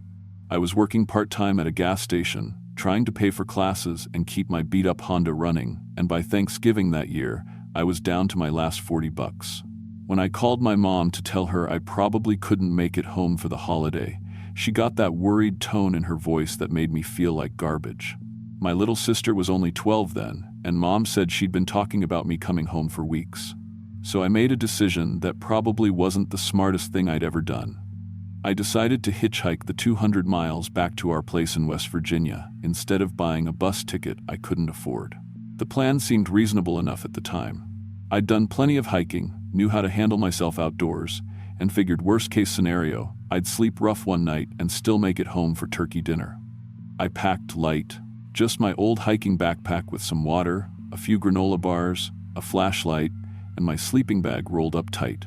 Looking back now, I realize how unprepared I really was. But at 20, you think you're invincible, you know? I left Wednesday morning, the day before Thanksgiving, and actually had pretty good luck with rides for the first part of the trip. A trucker picked me up outside Lexington and took me most of the way, talking my ear off about his daughter who was about my age and studying nursing. He was a good guy, bought me lunch at a truck stop, and I was feeling pretty optimistic about the whole thing. But he had to head south toward Tennessee, so he dropped me off at this highway junction up in the mountains, maybe 15 miles outside the little town where I'd planned to catch another ride toward home. That's where everything started going sideways. The temperature had been dropping all day, and by the time the trucker let me out, I could see my breath. The weather report that morning had mentioned possible snow flurries, but standing there on that empty mountain highway with gray clouds rolling in, it looked like it might be more serious than that. I waited by the road for maybe an hour, watching the occasional car speed past without slowing down. Nobody was stopping, and it was getting colder by the minute. I started walking toward town, figuring I could at least stay warm and maybe find a better spot to catch a ride. The highway curved through dense forest, mostly oak and maple trees that had already dropped their leaves. Everything looked brown and dead, and the only sounds were my footsteps on the asphalt and the occasional car in the distance. After about a mile, I noticed an old logging road branching off to the left. I pulled out the cheap gas station map I'd bought and tried to figure out where it might lead. Near as I could tell, it would cut through the mountains and come out closer to town. Maybe save me 5 or 6 miles of walking along the highway. I'm not sure exactly what made me decide to take that trail. Maybe it was the first few snowflakes starting to fall, or maybe I was just tired of walking on pavement. But something told me it would be a shortcut, and at that point, getting to town before dark seemed like the smart thing to do. I turned off the highway and headed into the woods. The logging road looked like it hadn't been used in years. Weeds grew up through the gravel, and fallen branches lay across the path. But it was still clearly a road, wide enough for trucks, and it headed generally in the direction I wanted to go. The forest felt different once I got away from the highway noise. Quieter, but not in a peaceful way. More like the woods were holding their breath, waiting for something. I'd been walking for maybe 30 minutes when I realized the road was starting to fade out. What had been a clear gravel track was becoming more like a hiking trail, then just a barely visible path through the trees. I checked my watch. It was already past 3 p.m., and the sun was getting low behind the clouds. That's when I should have turned around and gone back to the highway. But I was young and stubborn, and I figured I'd come too far to give up now. The trail completely disappeared at a creek crossing. I stood there looking at the water, maybe 3 feet wide, not deep, but moving fast over slippery rocks. On the other side, I could see what might have been a path continuing up the hill, but I wasn't sure. I pulled out my phone to check the GPS, but the screen just showed a blank area. No roads, no trails, just empty green space. The little blue dot that was supposed to be me was sitting in what looked like wilderness. That's when I started to get worried. Really worried. But I was already committed, and the thought of backtracking all that way in the growing cold made me push forward. I hopped across the creek, soaking my right boot in the process, and tried to find the continuation of the trail. There wasn't one. Just forest in every direction, trees getting thicker the further you looked. I started walking what I hoped was north, toward where the town should be. But something was wrong with the forest. I couldn't put my finger on it at first. Everything looked normal enough. Trees, fallen logs, rocky ground covered in old leaves. But after a while, I realized what was bothering me. It was too quiet. I mean, dead quiet. No birds, no insects, no wind in the trees. Even the sound of my footsteps seemed muffled, like the forest was swallowing up every noise I made, and the smell was off too. Most woods in November smell like damp earth and rotting leaves, kind of musty but natural. This place had that, but underneath it was something else. Something sharp and chemical, like old metal or maybe blood. It would come and go. One minute everything would smell normal, the next minute that weird metallic scent would hit me so strong it made my eyes water. I tried calling out a few times, just to see if anyone else was around, but when I yelled, "Hello," the echo that came back sounded wrong, like my voice was being stretched out and twisted before it bounced off the trees. After the third time, I swear the echo said something different than what I'd shouted. So I stopped calling out and just kept walking, trying to convince myself I was imagining things. The temperature kept dropping, and those snow flurries were getting thicker. My phone was down to about 20% battery, and the GPS still showed nothing but blank space. I was starting to realize I might be in serious trouble. This wasn't just getting lost on a day hike. I was lost in the mountains with winter weather moving in, and nobody knew where I was. That's when I started finding the markers. The first one was just a pile of rocks, maybe waist high, sitting right in my path. But these weren't regular rocks. They were all perfectly round, like river stones, stacked up in a neat pyramid. And sitting on top of the whole thing was what looked like a deer heart, still wet with blood. Fresh blood. I stared at that thing for a long time, trying to figure out what it meant. Maybe hunters had been through here, field dressing a kill. But who would stack up rocks like that? And why put the heart on top like some kind of offering? I walked around the pile, giving it a wide berth, and kept going. But that was just the beginning. Over the next hour, I found more of them. Rock cairns, all made from those smooth stones, each one topped with some kind of organ or meat. A liver, part of a lung, something that might have been a kidney. All fresh, all bloody, like whatever animal they'd come from had been butchered that day. And the trees were marked too. Spiral patterns carved deep into the bark, cut with something sharp. Not random scratches. Deliberate symbols, carved in a specific pattern that repeated from tree to tree. Some of the cuts were old, grown over with scar tissue. Others were fresh, still bleeding sap. Red cloth strips were tied to branches at exactly my eye level, like someone had measured the height perfectly. They fluttered in a breeze I couldn't feel, and when I got close to examine one, I caught a smell that made my stomach turn, like something had died and been left to rot. I found stone knives stuck into tree trunks, not metal, but actual stone blades, napped sharp and hafted to wooden handles with what looked like sinew.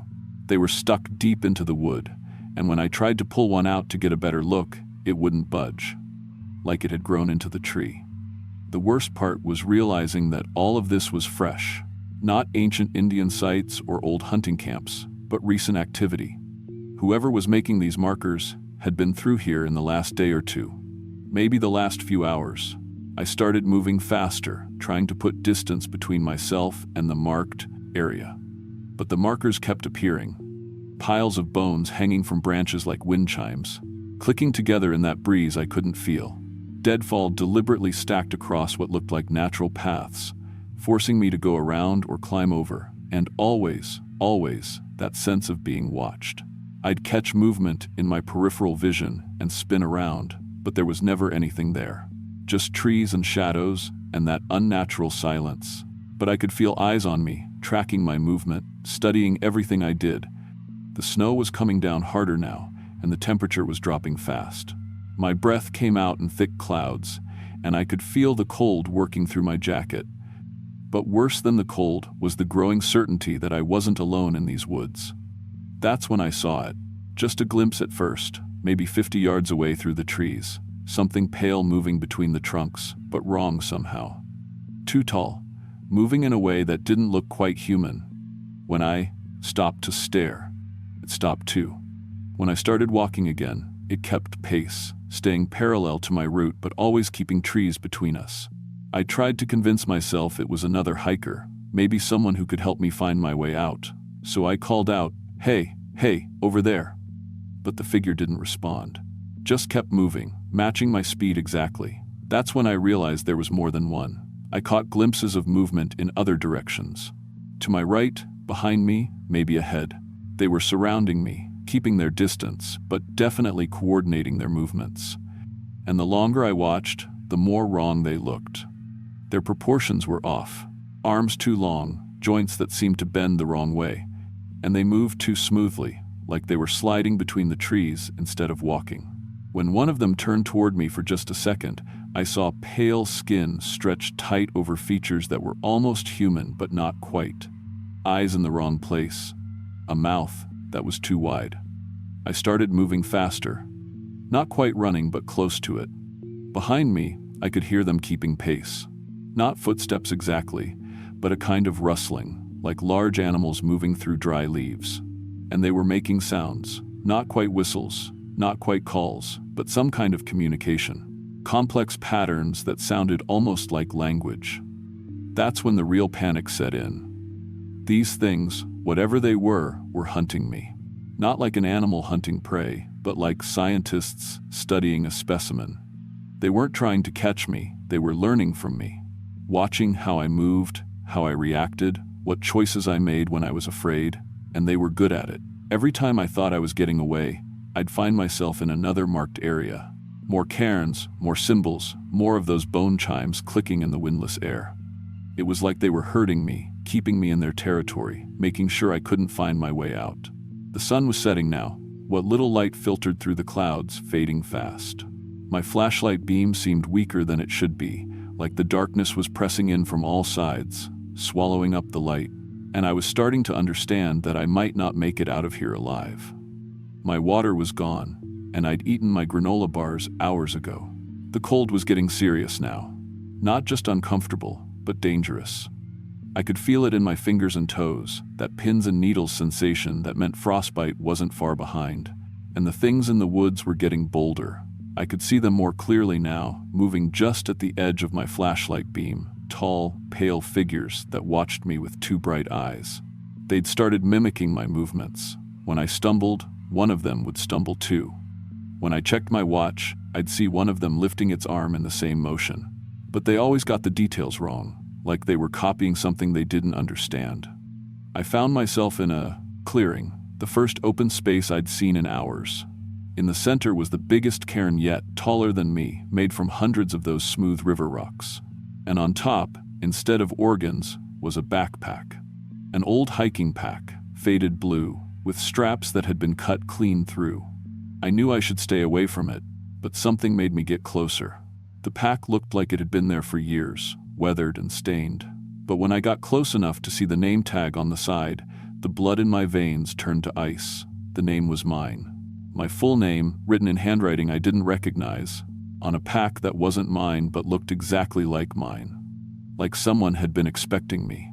That's when I ran. Not the careful, measured movement I'd been doing, but full-out panic running. I crashed through the underbrush, bouncing off trees, falling and getting up and falling again. Behind me, I could hear them following, not running, but keeping pace with that same smooth movement. And they were calling to each other in their whistling language, excited now, like my panic was exactly what they'd been waiting for. I don't know how long I ran. Time seemed to stretch and compress at the same time. I'd look at my watch and see that hours had passed, then look again and see that only minutes had gone by. The forest kept changing around me, sometimes thick with underbrush, sometimes open with tall, straight trees. Sometimes the ground was covered in snow, sometimes it was bare earth. And always, they were there. Watching, following, learning. I finally collapsed next to what I thought was a creek. I was exhausted, hypothermic, and completely lost. My phone was dead, my flashlight was dying, and I could feel my body starting to shut down. I curled up in my sleeping bag and tried to stay warm, but I knew it was hopeless. I was going to die in these woods, and nobody would ever know what happened to me. That's the last thing I remember clearly. After that, everything gets fuzzy and confused. I have flashes of memory. Being lifted, carried, voices that weren't quite human discussing something in that whistling language. But it might have been hypothermic hallucinations. The doctor said later that severe cold exposure can cause all kinds of mental symptoms. I woke up 3 days later in a hospital in Huntington, West Virginia. Search and rescue had found me in a creek bed about 10 miles from where I'd left the highway, suffering from severe hypothermia and dehydration. I had a head injury too. A concussion, they said, probably from falling on the rocks when I collapsed. The official story was that I'd gotten lost, fallen and hit my head, and spent 3 days wandering in circles before my body finally gave out. The hallucinations, the visions of pale figures hunting me through the woods, all just symptoms of head trauma and exposure. My family was so grateful I was alive that nobody questioned it too closely. But I know what I saw. I know what happened in those woods. And I know that backpack with my name on it wasn't a hallucination. I never went back to look for it. Hell, I never went back to Kentucky at all. I transferred to a school in Ohio, as far from those mountains as I could get while still staying in state. I live in Columbus now, work in tech support, haven't been camping or hiking since that Thanksgiving 15 years ago. Sometimes I still see them though, just in my peripheral vision, usually when I'm walking alone at night. Tall, pale figures keeping pace with me, always staying just out of direct sight. They never get too close. I think they know, I recognize them now. But they're still watching, still learning. I still don't understand what they wanted with me. Maybe they collect people who wander into their territory. Maybe they were just curious about how humans behave when they're afraid. Or maybe they're still waiting for something, some specific response or action they need from me. I just know I'm never going back to find out.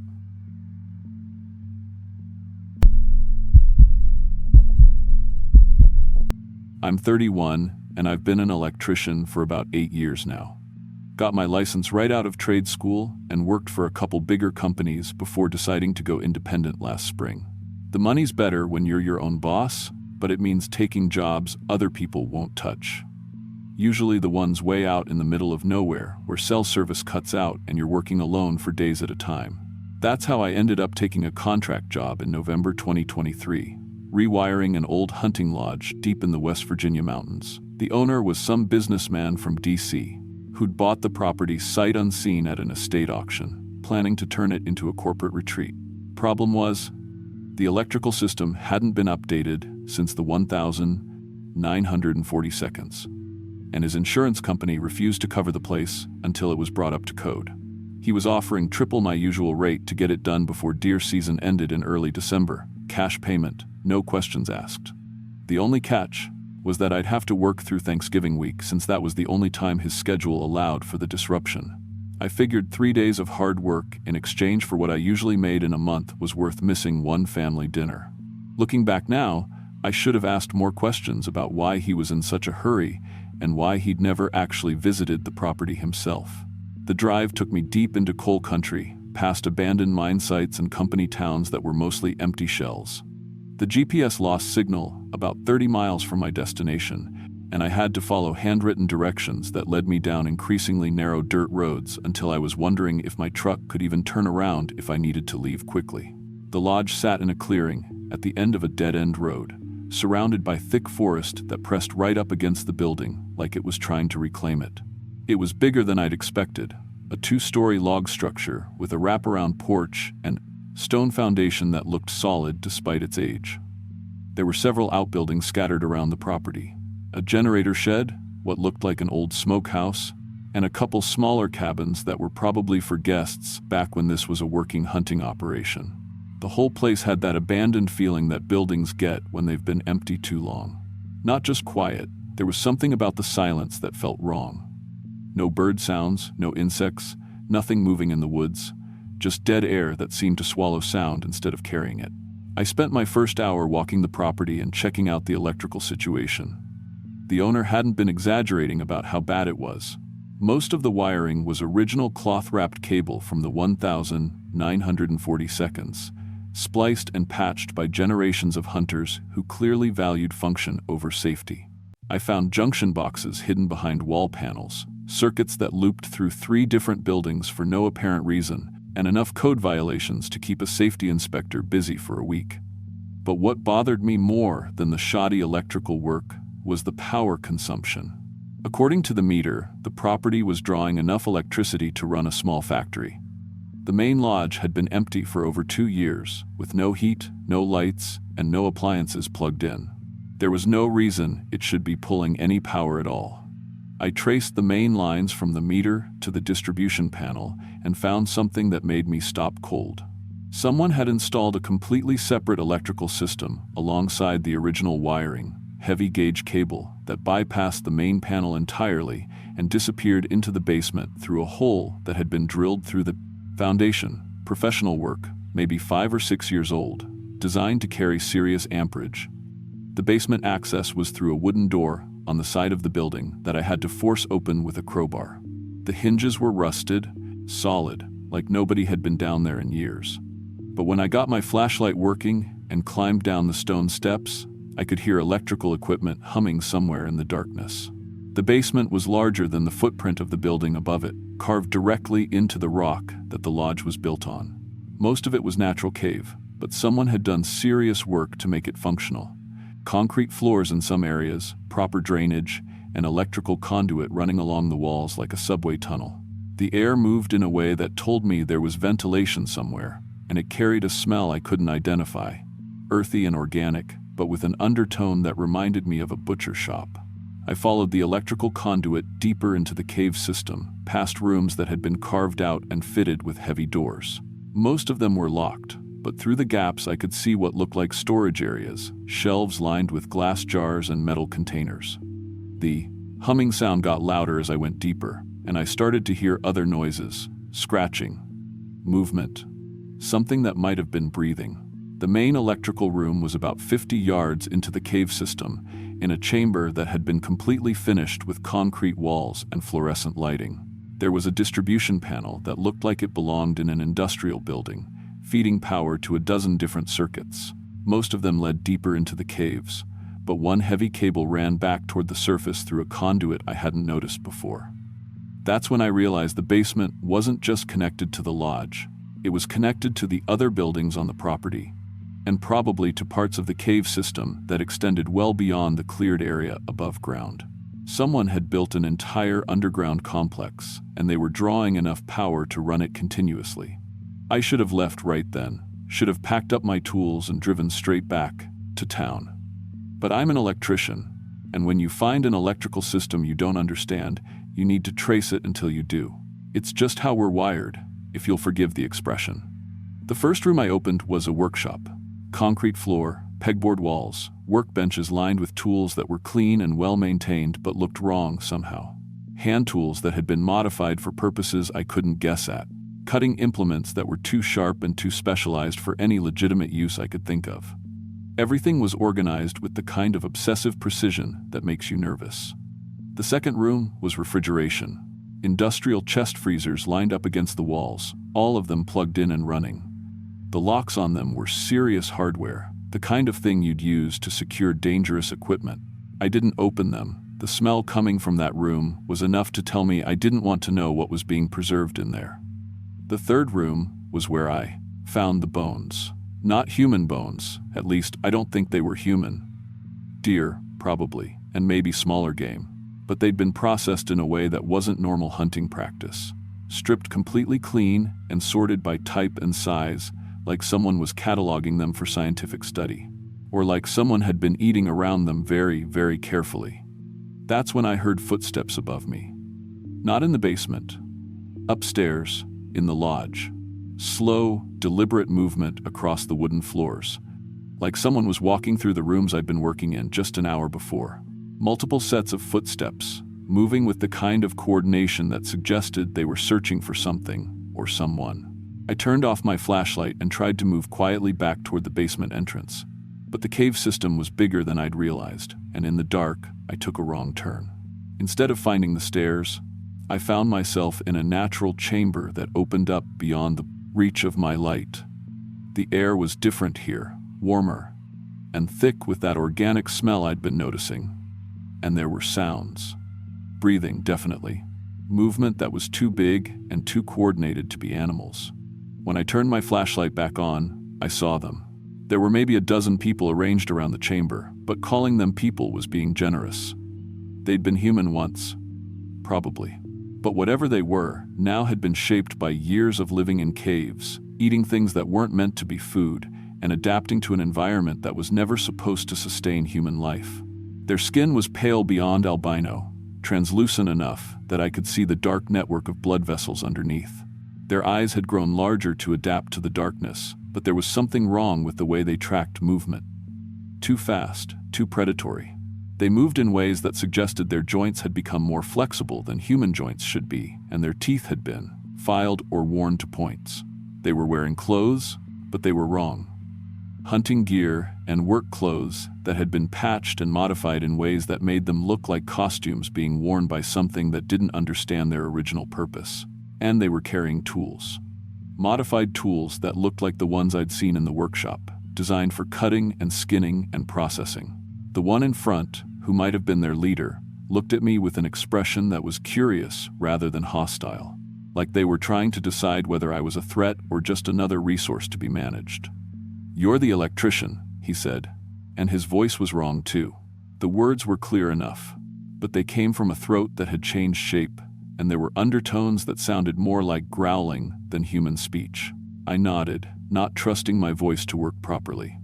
"We've been waiting for you," said another one, a female who was crouched against the far wall, in a position that would have been uncomfortable for a normal person. "We knew someone would come to fix the power eventually." They'd been living in the cave system for years, they explained. Originally just a family who'd gotten lost during a hunting trip and taken shelter in the caves during a bad storm. But they'd found resources down here. Water and food sources that most people wouldn't consider food, and shelter that kept them safe from the outside world. They'd adapted, evolved, become something that was better suited to life underground. The electrical system was their doing. They'd learned to tap into power lines over the years, stealing electricity from properties throughout the region to run the equipment they needed for their lifestyle. Refrigeration for preserving meat, lights for the parts of the cave system they used most, and other equipment for processing the resources they gathered.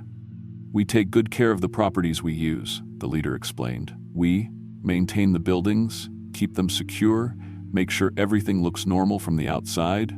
In exchange, we take what we need to survive." What they needed to survive included the electrical power, but it also included other resources. Food resources that they gathered during hunting season, when people came into their territory and sometimes didn't leave the way they'd planned to.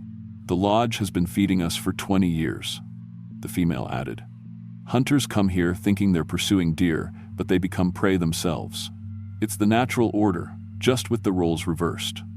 They weren't threatening me, exactly, but they made it clear that my presence represented a problem for them. If I rewired the electrical system the way the owner wanted, their access to power would be cut off. And they couldn't allow that to happen. You have two choices," the leader said. "You can finish your job and leave, and we'll find another way to get what we need. That might mean visiting you at home, or finding your family, or following you to your next job site. The other choice," he explained, "was that I could help them modify the new electrical system to include a hidden connection that would maintain their power supply. In exchange, they'd let me leave safely and would never bother me again. We're reasonable people," he said, and when he smiled I could see how sharp his teeth had become. "We just want to keep living our life the way we've chosen to live it. I should have tried to run, should have looked for another way out of the cave system, or tried to fight my way past them, or something.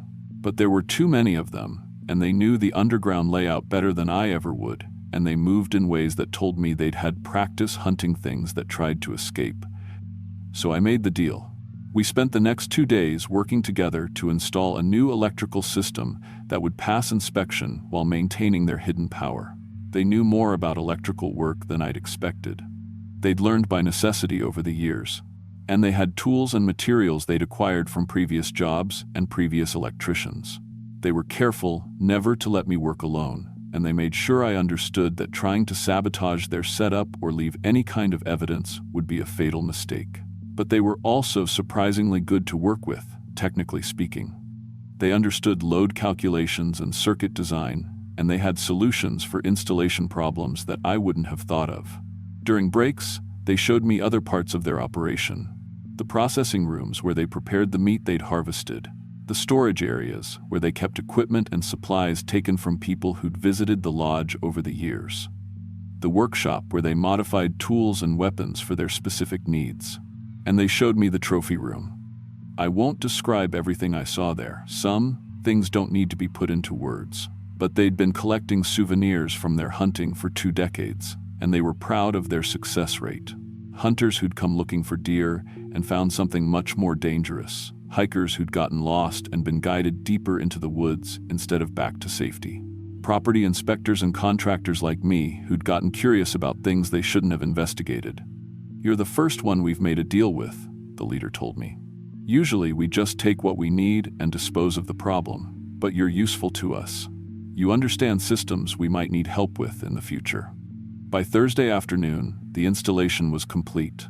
The lodge had a modern electrical system that would satisfy any inspector, and the cave dwellers had a permanent, hidden power supply that would support their operation for years to come. I packed up my tools, collected my payment when the owner arrived to check the work, and drove back to civilization. I never reported what I found. How could I? Who would believe me? And more importantly, they'd made it clear that trying to expose them would result in consequences I wasn't prepared to face. But I started researching missing persons reports from hunting areas throughout Appalachia, and what I found kept me awake for weeks. Dozens of people disappearing every year in remote areas, almost always during hunting season, almost always without leaving any trace. The pattern was consistent across multiple states, but scattered enough that no one had connected the incidents. I think there are more of them. More communities that have adapted to life underground, that see surface dwellers as a resource rather than neighbors. And I think they're organized, connected, sharing information about potential threats and opportunities. 3 weeks after I finished the job, I got a call from a number I didn't recognize. When I answered, I heard that same voice, changed by years of living in darkness. "We have another property that needs electrical work," he said. "When can you start?" I hung up and immediately changed my phone number. Then I sold my business, moved to a different state, and got a job working for someone else doing commercial electrical work in office buildings and shopping centers. I never take remote jobs anymore, and I never work alone. But sometimes, when I'm working late in an empty building, I hear footsteps in the spaces above the drop ceiling, and I remember that there are things living in the spaces between our normal world and the darkness underneath, and I know they remember me too. I still get calls sometimes, from numbers that don't exist when I try to call them back, just breathing, and sometimes what sounds like voices speaking in languages that might have been English once but have changed too much to understand. They're still out there, and they're still hunting. And now they know that some people can be useful enough to keep alive. I just hope I never stop being useful.